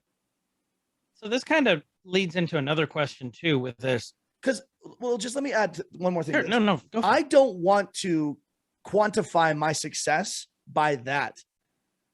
My success is when somebody tells me I was discouraged, I was ready to quit streaming, and I saw your content, I saw your channel, and it maybe, gave me a kick in the ass, and I thought, okay, I can do mine better. I can do, maybe if I just kind of employ some of those practices, I can get something going better for myself, which is, what Kyle shared with us not long ago. So right. That to me, that feels pretty fucking good. What else feels pretty good is not having the electricity turn off. So that's a good goal. Yeah. My goal is to not have to tell the bank why I can't make my payments. As long as and here's the thing, without I'm full time. Right. I have no other source of income except for the cocaine, but I have no other source of income other than Twitch. So without people that I'm literally entirely funded by the community, entirely, in every capacity. Everything in my life is funded by the viewers. Everything. That kind of went into another one of my questions. You just answered it, whether this is the only job you have. It is. Yep. So let me ask you this. If you don't have any goals in mind. It wasn't my only job for a long time. I worked at the television station for 13 years. Okay. And I only went full-time solo, like one income, Twitch and Twitch only, 5 months ago. This is really recent. Yeah. Like really? four and a half. Yeah. Maybe 4.5 months, maybe 5 months since this has been my only source of income. And then there was a number of months before that where I got into a massive fight with my boss at work, and he found us tons of loopholes to choke me out and to remove the hours that I had. So yeah, and the union was trying to fight it and blah, blah, blah. It doesn't matter. That's a story for another day. This has been my only source of income for, I would say, maybe 5-6 months. So with you not, because this will get my brain racking with questions. Sure. Go ahead. With you not having set goals, say I want to get 1,000 subs in a month, or I need 800. Why is that a goal? Why is that to me? Only thing I can think of, money grabbing. I don't like people that money grab. And I tell you what, I've got friends of mine that I love, people that I respect, people that I really like that do subathons. You know what's funny is when they're live, the subathon is about content. When I'm in Discord chatting with them, it's about money. And I don't like anybody doing things just for money. Money. And it's not that I haven't done it. I have done it, but I know the difference. And it sort of cheapens. Things are cheapened when it's just about money. Is it your pop rock of Twitch moment? There you go. Exactly. Yes. It's pop rock. Don't forget the rock. Okay. Don't forget that fucking rock on there. That's right. Do. But when anytime somebody does, in fact, I had a friend of mine who I love dearly recommend recently, Body, you need to do a subathon. You'll make so much money. And I'm thinking, yeah, you're right. I'll bet you I'll make bank. But I also don't want to be the guy that does that, because there's many things I don't want to be on Twitch. I don't want to be that fucking money hungry little fucking leech sponging and doing these fucking cash grabs. I don't like it. I look at it and I think it's cheap. And I look at it and I think, I don't know. I just don't like the taste it gives me. Sure. Well, do you ever have to sit down? Guess what I'm trying to get at too is, have you ever had to sit down and say, here's my monthly expenses? expenses. Here's what I have to hit in order to just make sure that I pay this. No, I'm doing quite like I'm doing well enough to not worry about that. I'm doing That's just awesome. fine. I'm doing That's just awesome. fine. I'm doing well enough to not worry about that. I don't want to like, and that answer, what the answer I just gave you is not. Yeah, I get into my Mercedes every day, and No, right. no. I drive a 2002 fucking Volkswagen Jetta. Okay, like That's sexy. Not oh, gonna lie. dude, it's lowered. It's beautiful. I fucking love it, dude. It's my baby. I love it. Leather interior, heated seats. Anyway, I'm not soaked in cash. I don't ever go places and not consider my expenses. But I'm privileged that I did a great deal of saving. I'm very good with money. That's one of the things about me. I'm fucking amazing with money. I don't fucking blow my cash on shit. I'm very frugal. I'm like the richest man in Babylon. I don't fucking spend my money on shit I don't need. See, and that's great. And I don't want you, John. I don't want you to think I was trying to like say, oh, you're about money or about, because that was a genuine No, I'm question. just I was wondering, clarifying. Yeah, I'm just clarifying. how you do that and not have to worry about it. But that's great that you're at a point you don't have to worry about that. Yeah, I don't look So at my bravo to sub you. count. So when you say how do you determine your goals, subs, bits, and tips, I think I have a daily expectation that I make at least a certain amount per hour, because if I'm not doing that, then I should work somewhere else, because I'm not going to do this. I have to say, and this is the caveat on, the other side of the coin. Right. This is not a fucking charity. I'm not giving this content.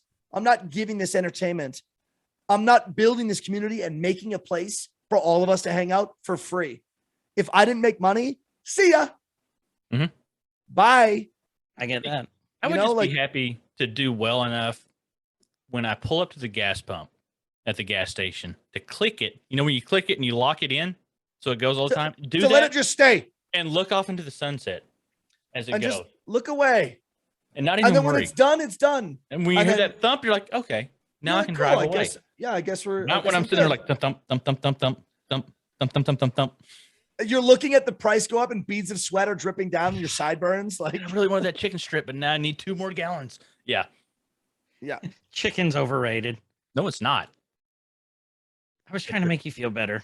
I know. I had chicken I tonight. was- he was just trying to be a friend. I was just trying to be a buddy. No, yeah, things in terms of finances are good. You know what? Somebody leaked my fucking earnings on Twitch. We were talking about, you guys remember the breach that happened not Mhm. long ago on Twitch? Yep. Where the biggest weeks streamers ago? in the world, yeah, a couple weeks ago, and somebody in my fucking Discord thought it would be funny and leaked my fucking earnings. What? That's not cool. I was They- like, But they're not in the Discord anymore. that post got deleted, and then they got a little pee slap. They got a little penis slap, but no, I think they're still around.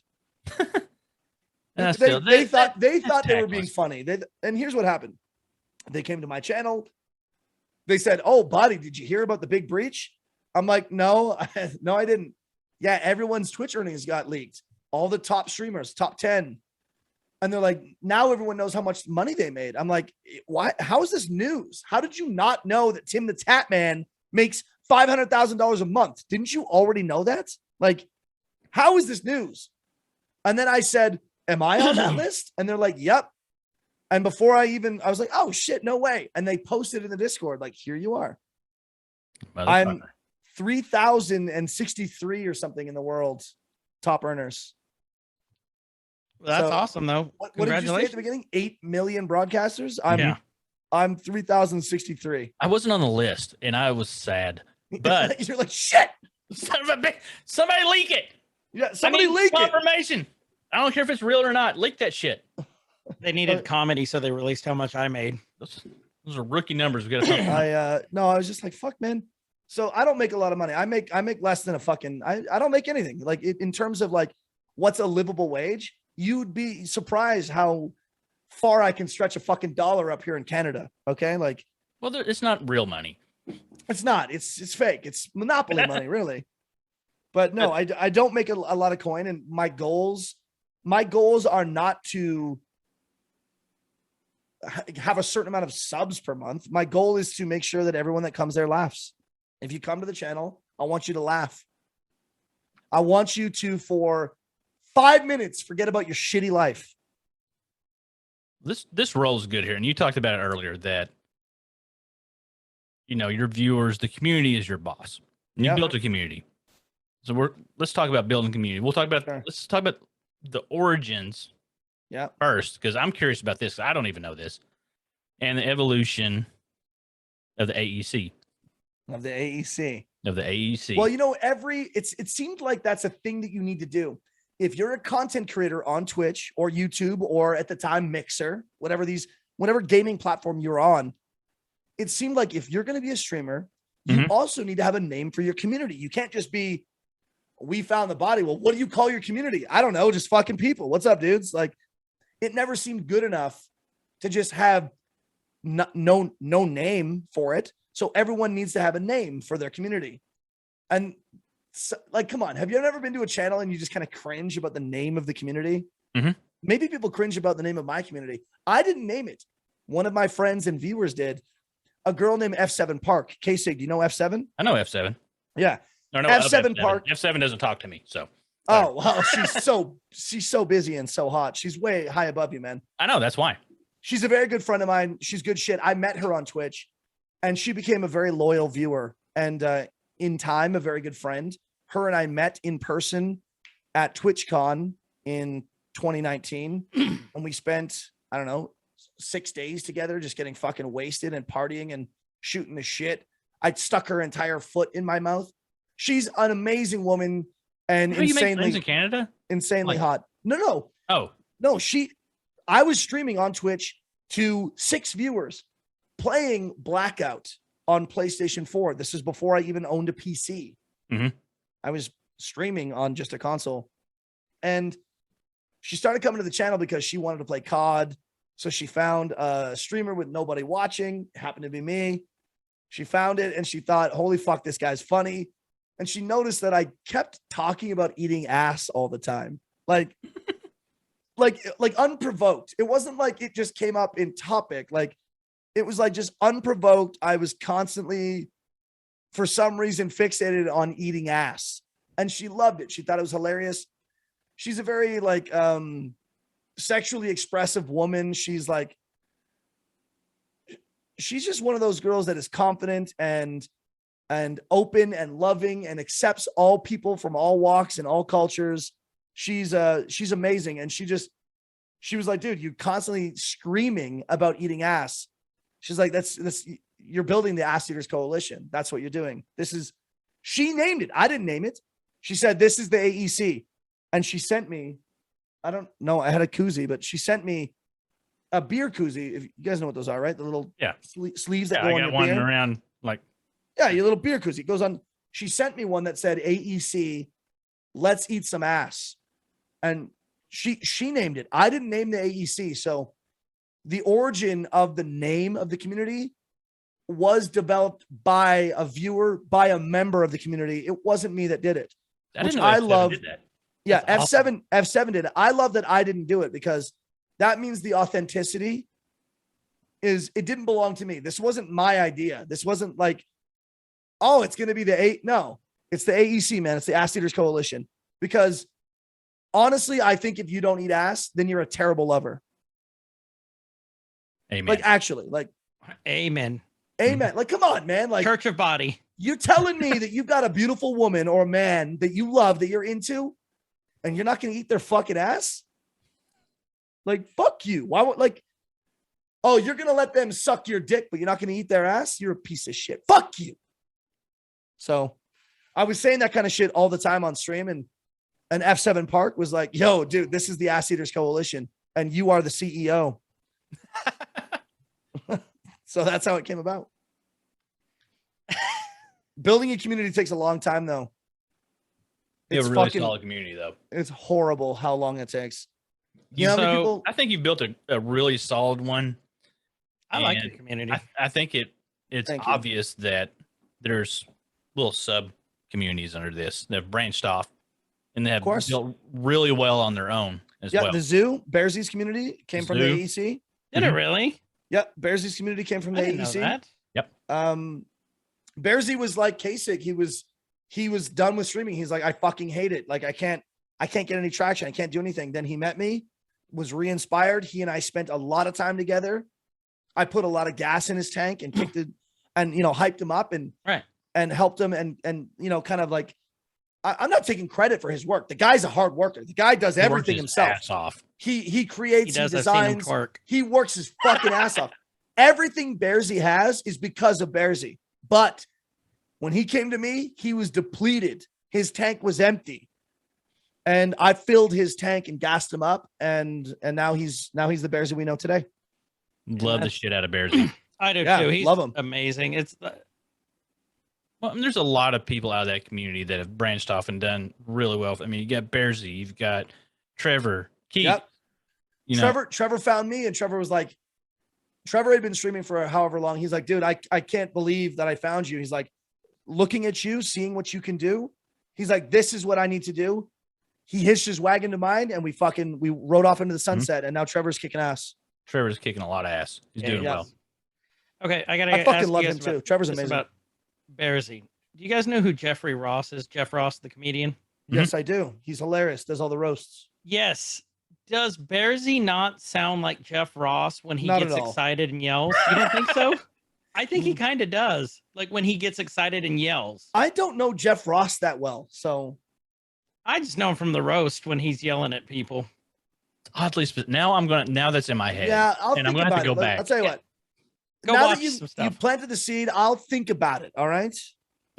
And I appreciate it. Thank you for humoring me. Yeah, I'll think about That's it. all next he time. needed. That's all I needed. That's validation for me. Let's talk about this. Kyle, correct me if I'm wrong on this, but I think what we meant by this is where are you on the whole Twitch versus YouTube debate? Is that right, Ugh. Kyle? Is that where we're going with that? Yeah, I mean, there's been a big I don't want to say a big push, but there's been an exodus from Twitch to YouTube. Definitely. There's been a lot of influencers that I watch pretty heavily, like Harris Heller is one Mhm. that watch pretty heavily. That's talked about going over to YouTube. Doc went over to YouTube. Yeah, you're talking about the elite. You're the talking elite. about the biggest users on the platform, and these are people that are getting paid to go. They're not going because YouTube's better. They're not going because they're going because they're getting paid. And Doc didn't go because he wanted. He No. went because he had to. And Yeah. he's suing Twitch. Yeah, I'm Yeah, I really saw curious. Like, love, hate him, or indifferent.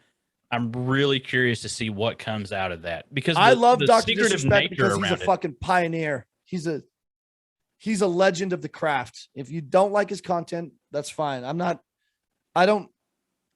not for Master- everybody. I don't masturbate over his content either, but he is a fucking pioneer and a legend of the art form of what this is to do, to stream and to produce content live, daily, unscripted, Mhm. for 5 or 6 hours at a time, where, like we talked, 80% of your material sucks, but 20% hits, and that 20% pays the checks. Well, if you're going to talk about content, and you're talking about making something that's fun and enjoyable to watch, Doc's stream wasn't. Then you're talking about Dr. Disrespect. You're talking about Doc because his stream, like I said, if you love him or hate him, it doesn't fucking matter. His stream wasn't some dude throwing on a webcam and playing Call of Duty. It was a fucking production. Now, Yeah, given he it had the wasn't fucking always. budget to You do it, gotta know where he came Yeah, from. But it didn't start off that way, but it No. became that. yeah, And that's and what hooked me. I think he showed other content creators what the platform was meant to be, what could be done. Mhm. He showed others that it wasn't just turn on your Xbox and play games. He showed people that it was a serious avenue for entertainment, a serious platform for actual entertainment. Well, and that's another angle of this Twitch versus YouTube thing that I don't think we hit on last time. Mhm. If I want to watch if I just want to watch some gameplay, some quick gameplay, a walkthrough, whatever, I'll go to YouTube Of course, and I'll watch it. If I want to be entertained in you real want to see the time, personality. Yeah, interact with somebody, interact with the community. I mean, there's nothing cooler than when a chat takes off on its own and there's this conversation happening in chat that doesn't have anything to do with you as a streamer. yeah, They're doing their own thing over here. yeah. I fucking hate when that happens. You do? No, I'm kidding. Why? No, I no, love I'm- it, dude. I'm going to edit that part out where you're like, that's the 1st thing I'm ever edited. Is like, no, I don't hate that. I'm just going to leave that as a soundbite. No, I actually love it because it to me, it's like those are the moments where it's like, okay, like this is it's taken flight. Mhm. You know, the conversation it's been lifted off the ground. It's beyond what I'm doing, and now it's about, you know, What the group wants to talk about, yeah, what they want to So- have, their it's about the interaction. conversation. So Twitch versus YouTube. I mean, shit, I don't give a fuck. People are jumping ship. Good. Get paid. People are jumping ship because they want the money, or because they don't agree with Twitch policy, or because they have been wronged, or there's a lot of reasons why people might jump ship. I don't give a fuck about it, really. The thing that kind of chaps my ass is I've met so many fucking content creators that think they know what they're talking about. Do you know how many times streamers with no fucking viewers have told me what I need to do to make it? How many times a fucking content creator who has a great look, a good looking stream, and by all means, every piece of the recipe to make a good channel, but just for some reason can't do it, has told me what I need to do in order to succeed. Let me do it the way I want to do it. I'll decide when it's not working. If I'm stubborn, shame on me. I'll figure that out in a couple of years. But streamers that literally average 6 viewers try to tell me what to do. Fuck you. Don't do that. That's kind of like, for me, it's people trying to tell me what's wrong with the computer or how to fix it or whatever. And then I literally told them 5 minutes ago how to turn it on. Yeah, it's like, dude, like, come on. Why am I getting advice from you? Like, People IT tell me guy all the coming out. time, yeah, Body, you need to be on YouTube. You need to be on YouTube. You need to make your content on YouTube. Yeah, that's true. I'll bet you if I was making weekly videos on YouTube that I would be way more successful. There's no doubt. But where I am in my life right now, I'm not interested. I like going live 5 days a week and not editing any videos. I don't like being a slave to this. And I've got friends who are fucking slaves to this, literally slaves, who are like live for 8 hours to 6 viewers or 14 viewers. And then they spend the remainder of their night, 4 hours, 3.5 hours, editing or going around channels and speculating, critiquing. And it's like, at some point you just gotta let go, man. Stop caring so much. Stop caring so fucking much. Focus on your own channel when you're live, being entertaining. When someone comes there, show them that you're happy they're there. Well, the YouTube side of it, like just what you said, if you go out and you do the highlight reels or you do the funny Yes. moments or you do whatever, but you're doing it and you don't want to do it, like you're saying you don't want to do it, No, It's I gonna don't want show. to. Yeah.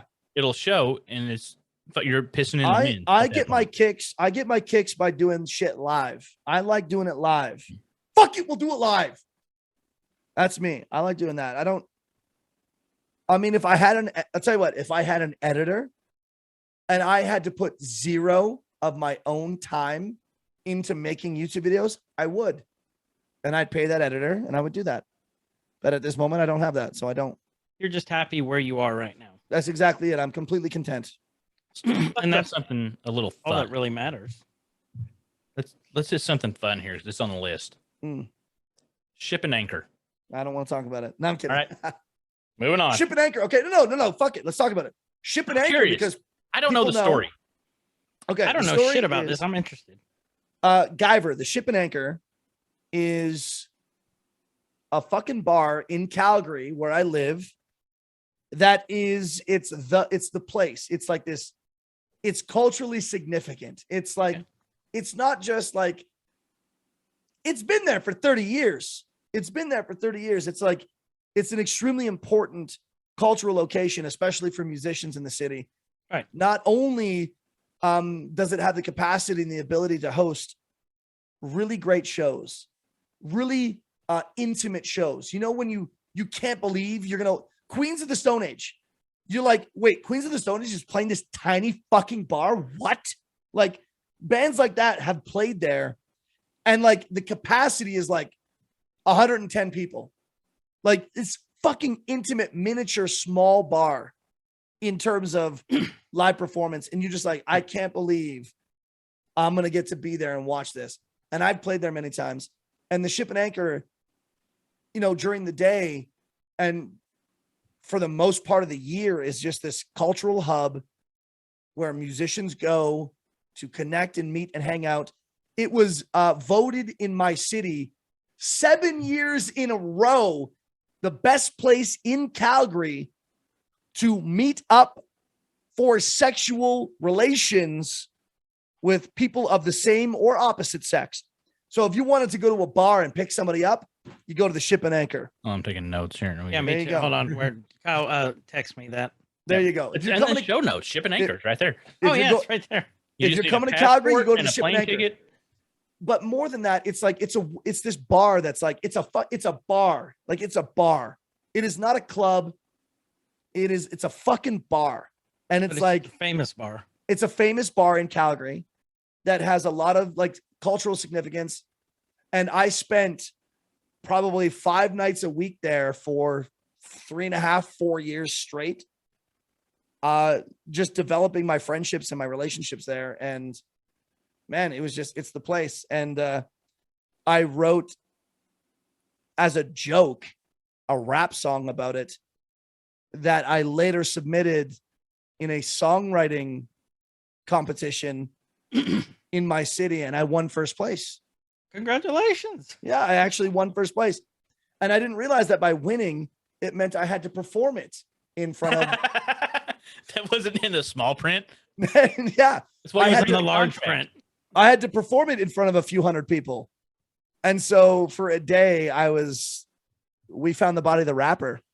Nice. And I made a good paycheck and it was good. I felt good about it. So Kyle, so that's basically like Canes for us then. Yeah, it'd be like Kane's Ballroom. Okay. Okay. Okay. Yeah. That like that one place that's like, that's the place. Like that's Mm. and it's not fancy, whatever. It might be kind of a shithole, a little rough around the edges, but like it's got charm. It's got character. That's the Ship and Anchor. Like And me. it's got Okay. history. Yeah. It's got history. Exactly.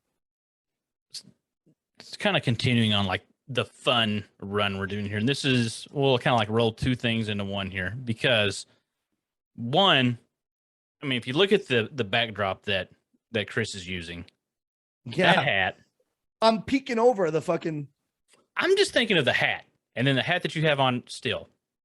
So let's talk Is that real quick. Let's talk it is favorite games Zelda. Yeah. and your Nice. favorite retro games. I know you like retro shit. I do. I'm a big time retro we're collector. close-ish to the same age. Like I'm older, I look younger, but we're close to the same You age. look younger? Oh, I interesting. think so. Yeah. No, I got a Yeah. lot of gray going in the beard.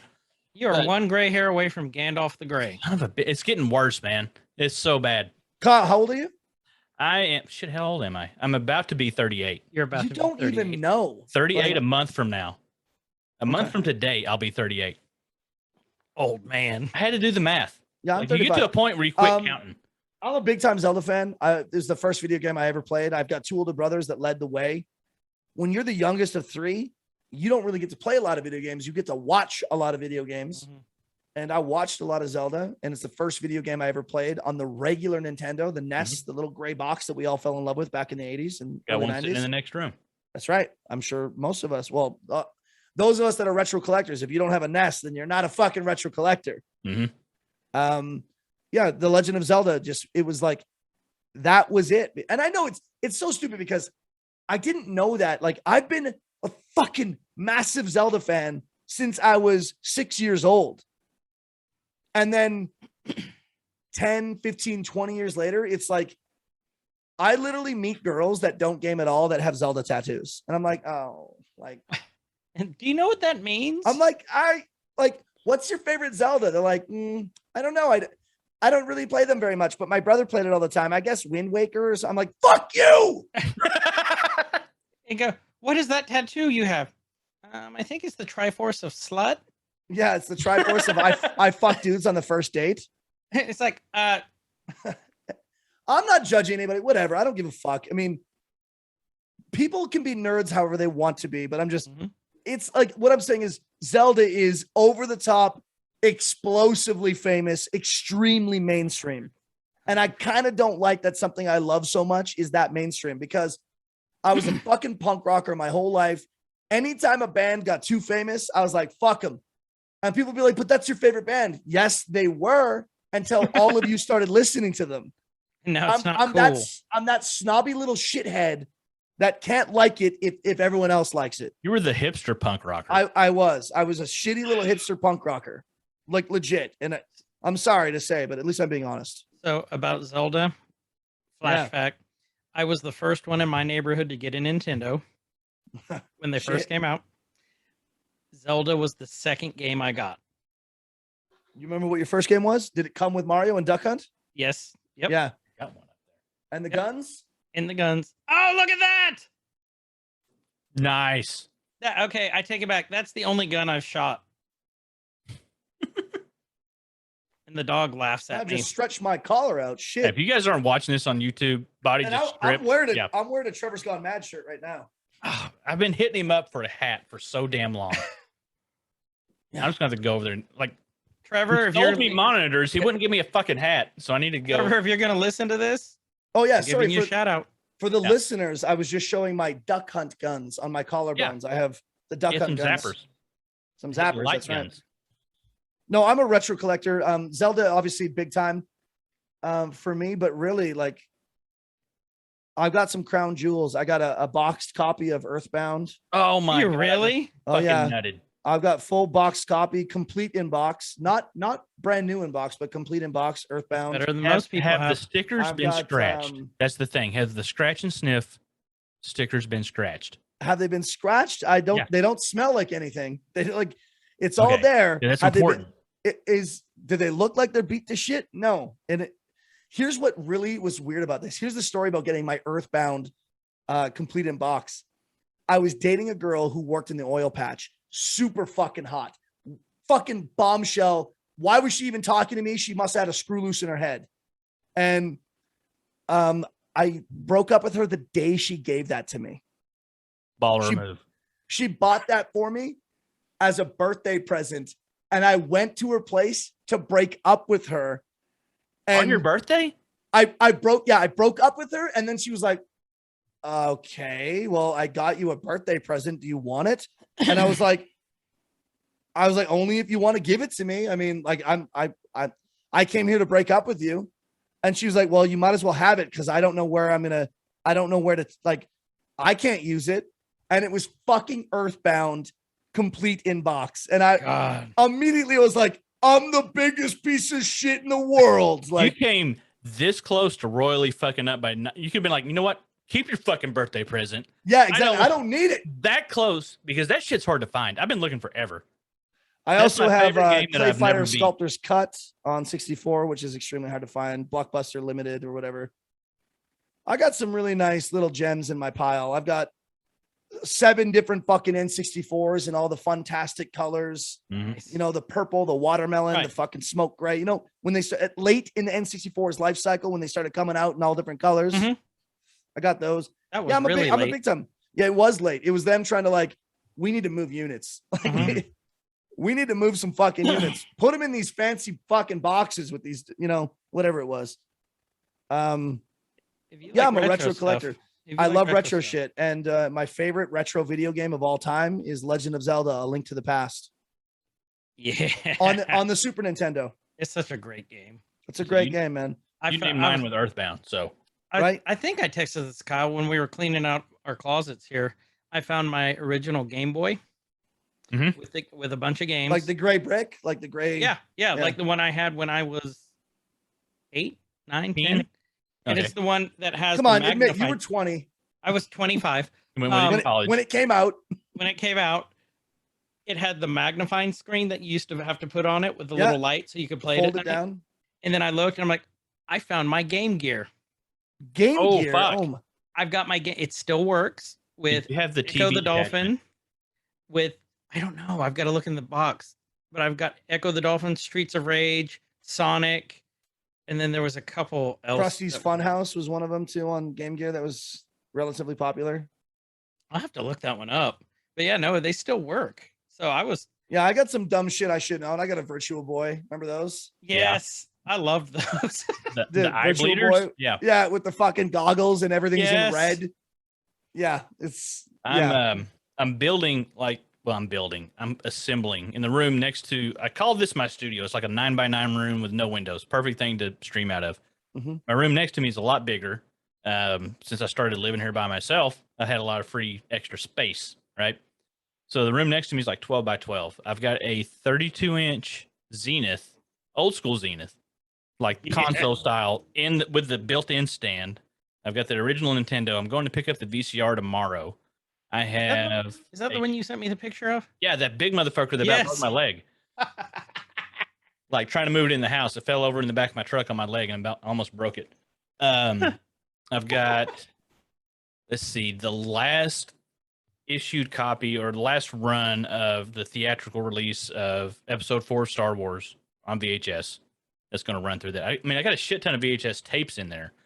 And all I'm wanting to do is hook this VCR up and put my 6-year-old kid in front of this and watch him watch it and then have to rewind it. Like, I'm going to make him, like, you rewind that motherfucker. You be kind and rewind it. be kind, rewind. Why are you making him like deal with the torment that you had to deal with? Like, what for? He's a masochist. Yeah, I am. The little dude, he has access to PlayStations and computers and all the fun iPads stuff. And he wants to sit. I've got an old workstation in my living room that's running emulators. Technology. And all he wants to do is sit there and play Army Men off of N64. That's his favorite game of all time. It's a great game. Sarge's Heroes. Yeah. Yeah. He's like, come play me. I own it. I know it. Yeah, it's a good game. So yeah, he's retro minded. He doesn't know any better right now. Dude, made by 3DO. That game sucks, but yeah, no, I like it. It's good. It's so hard to play. It's so hard to play. It's clunky as fuck. It's just shit. The controls are just, they don't make sense. No, they're just like, wow, did you fucking assholes play this? Because no, you didn't.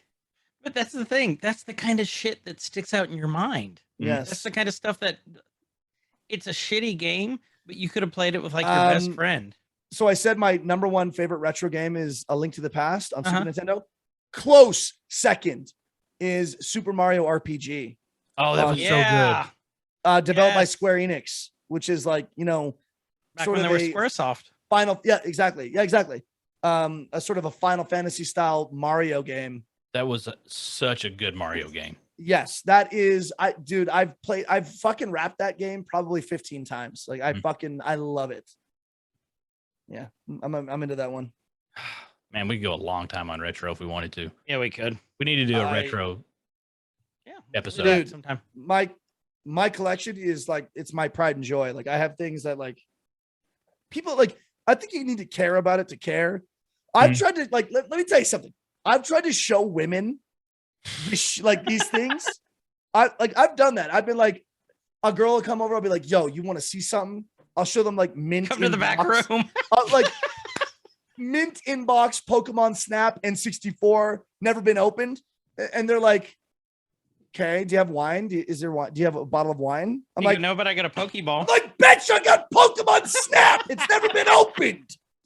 I'm like, are you fucking joking? Like, I'm losing it. I'm fucking losing it. Like, I'm like, okay. Listen, so did you get a second never been date? opened. No, of course not. No, of course not.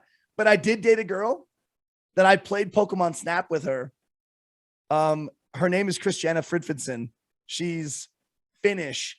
She was like 6'3", professional volleyball player. Let me tell you, I'm 5'9". Okay. The girl was like towering above me. And because I have a massive heel fetish and I won't fuck women that aren't wearing high heels, when I fucked her, she was like 7'3". And like, she carried you into the bedroom, didn't she? I was like, yo, you ever heard of Pokemon? You ever heard of Pokemon Snap? She's like, yeah, I've heard of it. Let's go right now. Plug it in. She's like, she knew all the Easter eggs. She's like, throw the ball over here, do this. This is how you get Pikachu to do that. I was like, fucking hell. I was like, oh my God. You're on Amazon ordering a ring, like right away. I was like, oh my God. How do you know all these things? She knew every fucking Easter egg in the game. Have you played the remake? No. Have I played the remake on Switch? I have not. It's actually really good. I bet it is. It's real. I've been playing it with my 5-year-old. Yeah, no, I bet it's really good. Awesome. I should get it. I've been meaning to get it. I've been slacking on my collecting. Mm-hmm. because I'm kind of saving my money. Remember when I talked about being good with money? Yep. Yeah, I This don't is buy why. shit anymore. The easiest way to be good with it. You know what? I just don't spend anything on it. Yeah, I don't. How are you so good with your money? I don't spend any of it. If That I don't makes have you a great with coupon, then we're not Yeah, throwing there's no money out. coupon. Boys, my beer is empty. I'm grabbing one. Give me 2 seconds. Oh, no Okay. problem. So we'll fill up some space here.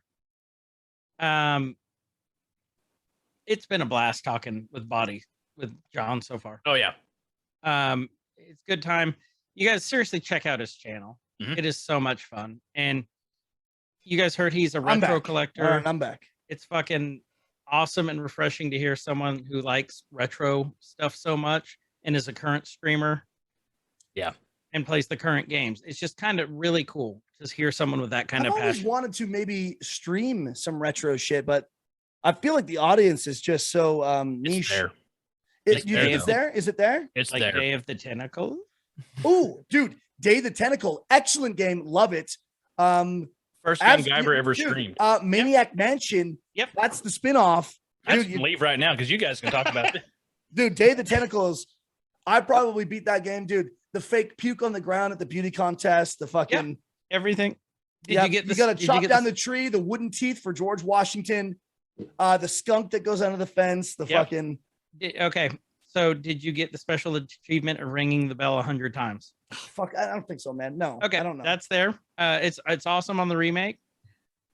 The The first remake? day of the 4K, the one that they just came out with What do you mean they just came out with this? a couple years ago.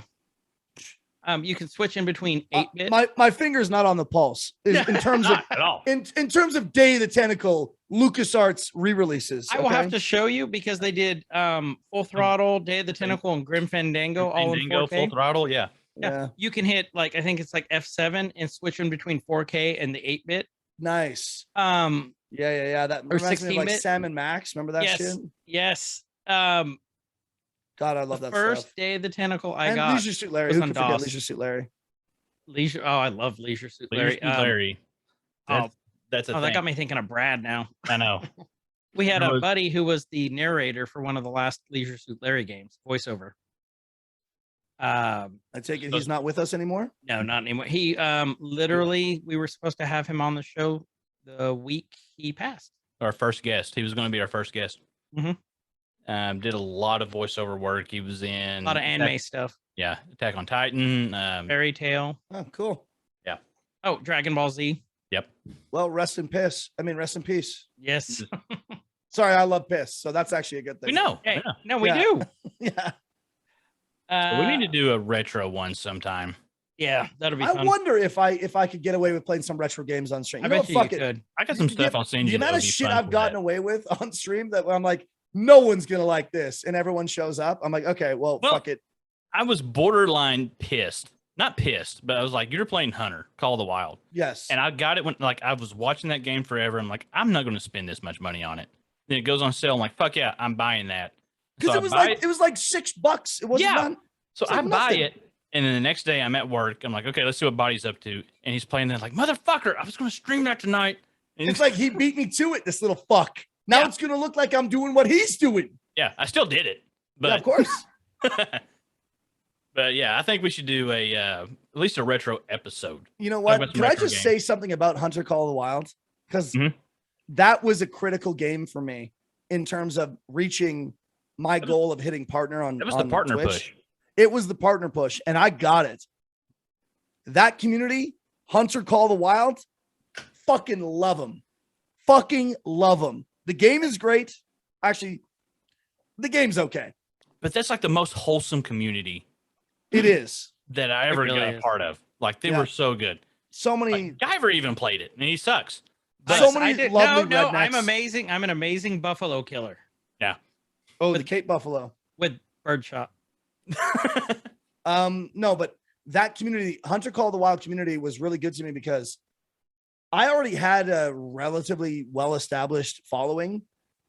And then when I found that game, my following coupled with the new viewers that were interested in watching that game, I went from being a 45 viewer streamer to a 135 viewer streamer in like a week. Damn. Yeah, I like almost tripled my viewership just by playing that game. And that might not seem like a lot. And to some people, 45 is a lot. And to some people, 145 is not a lot. So it's all, perspective. But for me, it was what got me that purple check mark that I had fought so hard for. Right. And I really liked the game. I mean, I got a lot of gripes about it. It's built like shit. There's so many bugs. There's so many things about it that actually suck. It's so fun. But it's fun. It's so much fun. It's fucking awesome. Well, when you hit that run, there wasn't a lot of high energy guys playing that. Like, no, that's right. That's playing it. Oh, like, and everyone that's playing it's like, hey, what's up, guys? Yeah, we're hunting some elk. We're looking for a diamond elk. Welcome. It's like nobody's like, yo, let's fucking go. Let's shoot some. Like, I fucking cornered the market on high energy fucking hunting streams. So it worked out quite well for me. A few of us rode the coattails on that. It was great. So. Fuck yeah, dude. It was fucking awesome. That was a cool game. I had a lot of fun with that. Plus, coming from like playing a ton of like Call of Duty and shit, it's nice to play a game where you're not getting shot at all the time. Mm-hmm. You just get killed by wolves. Yeah, exactly. Just wolves and fucking Cape Buffalo just trampling your skull open. Or if you're Digless, shoot them in the butthole all the time. Diggler shot everything in the butthole. Like Texas hard shot too. So if you had to leave, like we've made it a long time. So if anybody is still listening right now, if you've made it this fucking far, is this how long are we in? I don't know. About 2 hours and I'm 33% of a minutes. bottle of whiskey in. So almost. I'll tell you what. I'm gonna send this to my family. I guarantee my mother Charlotte's listening right now. Charlotte, I love you. Charlotte, if you've made it this far, the code word is salsa. Salsa. And if my mother texts me the word salsa, it means she made it this far. Oh, if I will send her a gift bag. Not a basket. Just a photo of your penis. No, it'll be a photo of Kasig's face, of Kyle's face. Excellent. On your penis. So on my penis. If you had like any parting words, anything that you want to leave with anybody that's made it this far, whether it's a tip, whether it's encouragement, whether it's a bridge to burn, whatever it is, anything that you want to leave on it. I do love burning bridges. I know. To my haters that have tried to like inhibit my ability to succeed, you didn't. So thank you for, giving me a reason to push forward. Anyone that thought they were going to stop me, you didn't. And you actually just kind of helped me. So thank you for that. To my viewers and to the people that matter most, thank you for being there. Thank you for being part of what I'm doing. I really love the community. I love being a part of it. And I don't think I'm the leader of the community. I think I'm a part of it. I like being a part of it. I'm not the leader. It's not my community. It's our community. So thank you for being a part of it to each and every one of you. And I look forward to just, keep going. I love what we do. I love having fun. I'm excited for new games. I'm excited to make more content, to make more jokes, to meet more people. And to anybody that wants to get into streaming, if I have advice for you, if it's a hobby, make sure it's a hobby. Make sure you know that. If you want to chase it down, you want to make it your life, okay, it's possible. You can do it. I did it. So you can do it. However, you have got to work your ass off, be extremely consistent, and do not be boring. Don't be boring. And what does that mean? I don't know. You decide. But don't be fucking boring, because it will seriously inhibit your ability to succeed. That's it. Words of wisdom. Make sure you all go follow John over at WeFoundTheBody. That's all one word. On Twitch. We'll throw some links. We will throw the links out there. Do you do TikTok or anything else? Facebook? Nope. I mean, if you were to go onto Instagram, I haven't used Facebook in fucking 5 years. If you were to go on Instagram and look for WeFoundTheBody, you'll find me. Add me on Instagram.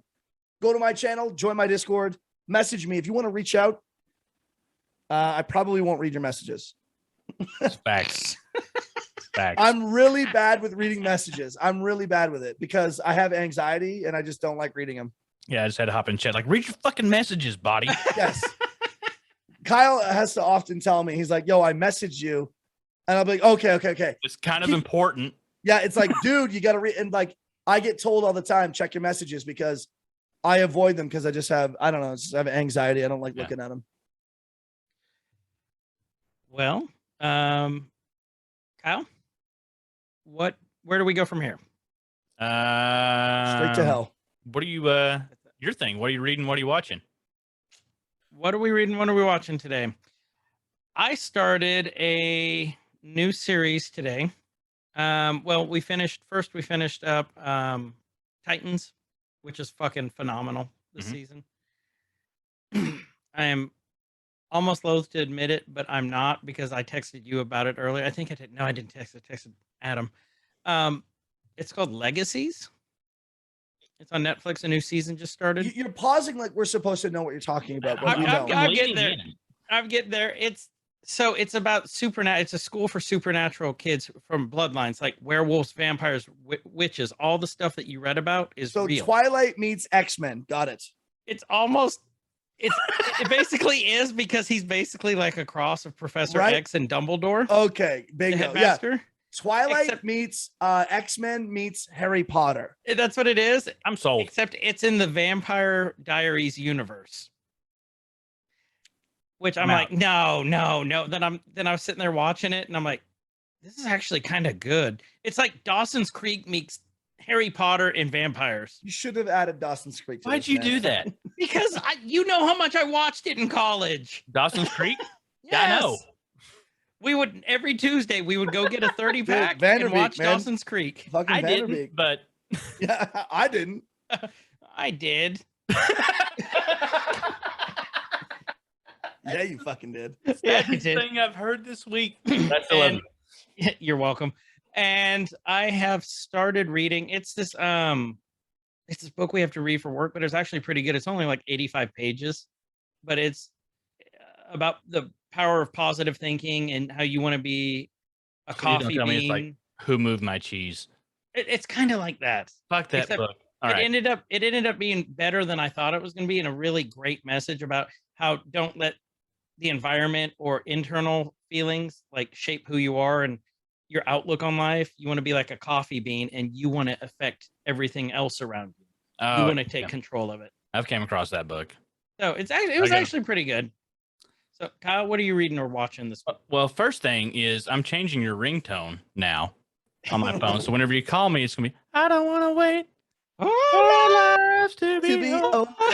I want to know right now, what will it be? Oh, I'm gonna be Paula You could have done Cole. vocals. You could have done it. For that song. there you go, right? For that one. I'm actually, so we recorded earlier in the week. We did it to kind of wrap up October spooky season, that thing like everybody has to do.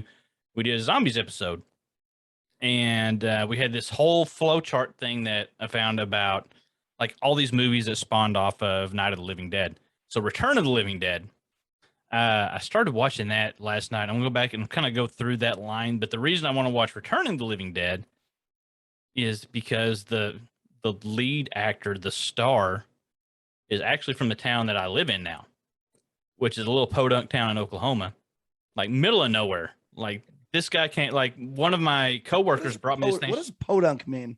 Like BFE, middle of nowhere. Backwards. Okay, John, to tell you, they don't have a stop sign in town. We do. Okay, well, we finally got a stop light. We do, but we stole it from the other town. Yeah, which is literally 6 miles down the road. We had a blinking red light, and then they changed it to the actual full 3-color stoplight, and it was a big fucking deal for 6 months. People were pissed off because they got rid of the blinking red light and added one with actual. And the blinking red means you can just blow right through it. You stop and you look and you're like no cop, no stop, and you just keep going. To be fair, they didn't put bulbs in the green or the yellow. No, it was just red all the time. It's just red the entire time. But one of my coworkers was like, "Hey, look up this name." So I look it up. I was like, "Oh, he's from here," and he was like he was actually Billy the Kid. Since we watched that the other night. Yo, that movie sucked. Okay, dude, you do not talk bad about Young Guns. Young Guns was shit. I'll make you famous. Yeah, dude. No, that's Tombstone, isn't it? No, that's Young Guns. That's young. That's Billy the Kid. I'll make Yeah. you famous. Well, this guy that's in Return of the Living Dead played Young Billy the Guns Kid sucked. for like 4 seasons in some show in the 60s, but he was the main actor in Return of the Living Dead. And I'm really pissed that I missed that for the zombie episode. So I'm going back and watching that. There's a lot of nudity in it, so I'm hooked. That's all it so, yeah. takes. I'm not reading anything because I don't feel like reading anything this week. you gonna go prom me? Go prom me. I might have to rewatch. I might have to rewatch that movie now. So, Oh. you got anything cool that you're Reading or watching? Yeah. Me, what am I reading? I'm reading the Bible. Okay. I'm reading the Bible and I'm watching my life fall apart. So that's Oh, that's I did that last year. Doo-doo. that's Actually, what did it for I'm the up last to. 3 years. What am I reading? I read articles. I read the news. I'm not reading books. I don't read comic books. I don't read graphic novels. I read the news. I'm pretty up to date on world affairs. That's kind of what I like. I don't know. I worked in broadcast media for 13 years. So that's a given. Kinda So ingrained on you. yeah, I was a producer for a long time, and being up to date on world affairs and world happenings is kind of just what I do. So I read the news, I read articles, I read a lot of shit. I just don't read books. And what am I watching aside from my life fall apart? Young Guns, man. I'm watching That movie fucking sucked. that I movie. need to watch the is- no, second one though. I've been watching actually like a lot the of second I've been one. watching a lot of war movies that I didn't get to see. I watched American Sniper for the first time ever like a That's day a ago. great movie. It's a I popped fucking in good- and ruined like 30 seconds of that for you. That was cool. That is a very good movie, and holy shit, America is the best. Let me tell you right now, Thank you. America kicks ass. That movie was fucking excellent, and Chris Kyle, which by the way, boys, do I not have Chris Kyle right here? Oh, we do. Oh, wait. Yeah, No, except Chris Kyle was a badass, and then Well, I'm overweight and have a Guyver, problem. Chris, Kasig, Kyle, yep. and the fucking American Sniper is Chris Kyle. So Oh, How hold on. We strange have is that? we have Chris. Okay, so in my lineup we have Chris and then Kyle, and then down below, just like it just got dropped, is Body. is So this that dirtbag? makes sense. It all I was comes gonna together. say we the found body a that's John been below dropped. us. Yeah. But anyway, I watched American Sniper for the first time. I watched Fury, which is a fucking war movie with This is a tanks and tank Brad movie? Pitt. Yeah. Yeah. I've been watching a lot of war movies because I've been playing Hell Let Loose, which is a World War II, sim game I that need I to get fucking into love. that. Dude, So Kasig, bad. it's beautiful, dude. It's actually good. It's shit optimized. It's shit. However, the game is actually fucking amazing. And when you pull something off that you should be dead, you're like, holy fuck, man. I Like when can't- you walk into a nest and the whole team spawns in the nest at one time. just like that. Yeah, I You saw, saw that. that. Yes, dude. I just mag dumped and then just died. I was at work and my coworker was on the other side of the wall, on the other side of the office. Like, hey, John, like, John, come here. He's like, what? I was like, you gotta watch this shit. Yeah, just they all spawned. Okay, fuck me. Mhm. Yeah, I don't know. I'm watching a lot of war movies. I'm catching up on things I'd missed. I hadn't seen Lone Survivor starring Mark Wahlberg about that Okay.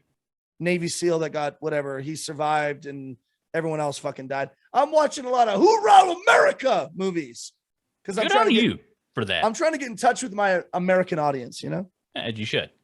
Oh, just watch Deer Hunter. Deer Hunter's great, dude. Shit. Is it De Niro? Yeah. Yep, De Niro. Walken? And De Niro and Walken, like Right? classic combo. Yep. And they got like serious PTSD and shit. And like, Yep. Yeah, that's a good movie. That's a damn good movie. It's long and it's there's some parts that are pretty hard to watch because it's like, wow, that's dark. Well, and then if you But it's really good. want to see what America's like, Just go to Detroit. well, Deliverance and Tiger King. Well, that's like where we're from. Dude. I We watched Tiger King with almost my- had the fucking Tiger King on my last podcast. Like we were so close to getting him when he was running for president. Joe Oh Exotic. my God. Yeah, we almost had Joe Exotic.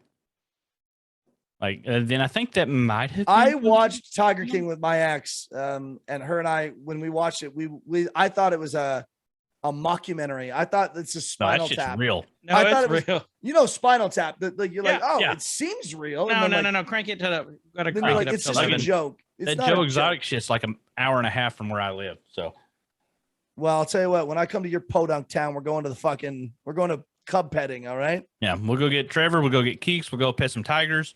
That's right. They say that you shouldn't do that because you're support. Fuck it. I want to pet some fucking Yeah, I wanna pet sedated a tiger. tigers. Well, and if you get, you said you have anxiety. It's weed's legal here, so we can just pick you up some stuff to Weed's calm you legal down. there. Weed's legal where? Where are you? You're saying in Oklahoma? Yeah. Weed's legal Okay, in Canada. How legal is it? Because in Canada, I can go to the corner store and buy it.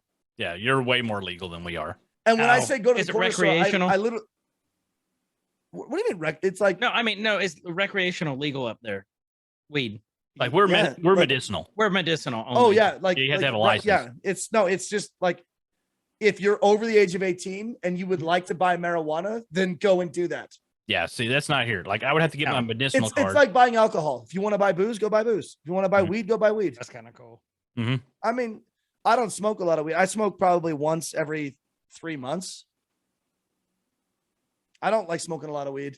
Right. Gives me anxiety. I prefer cocaine. because of the anxiety. Yeah. We're gonna have anxiety. Fuck it, we're going balls to the wall. Yeah, if I'm gonna have anxiety, I better be fucking on blow for it, okay? Well, we want to be respectful of you all's time, John's time, everyone's time. We appreciate. We're at 2 hours, past 2 hours and 30 minutes on this right now. That's a swell podcast. That's a good So- 2 hours. Yep. It is. It's been a great 2 hours. John, we really, really appreciate you being here. Chris, thank you this for has been having a me. blast. I've learned so much. I felt that I've learned a lot more about you now. Well, no doubt. These are things I've never talked about on stream. So, and we appreciate you being here. We really do. And Well, so, We Found the Body is different than John, and you got to talk to John tonight. That was and, good. it was great. Thank you so much. Fuck, Seriously. thank you for having me. I had a blast. With that, this has been Every Man's Guide to Nerddom. I'm Chris. And I'm Kyle, and wherever you guys are, have a good night, good evening, good morning, whatever time it is, and please be good to each other. Nerd call could Yeah. rise up. It could get elevated. Nerd call could rise up. It could get elevated. Nerdcore used to be just a made up word. MC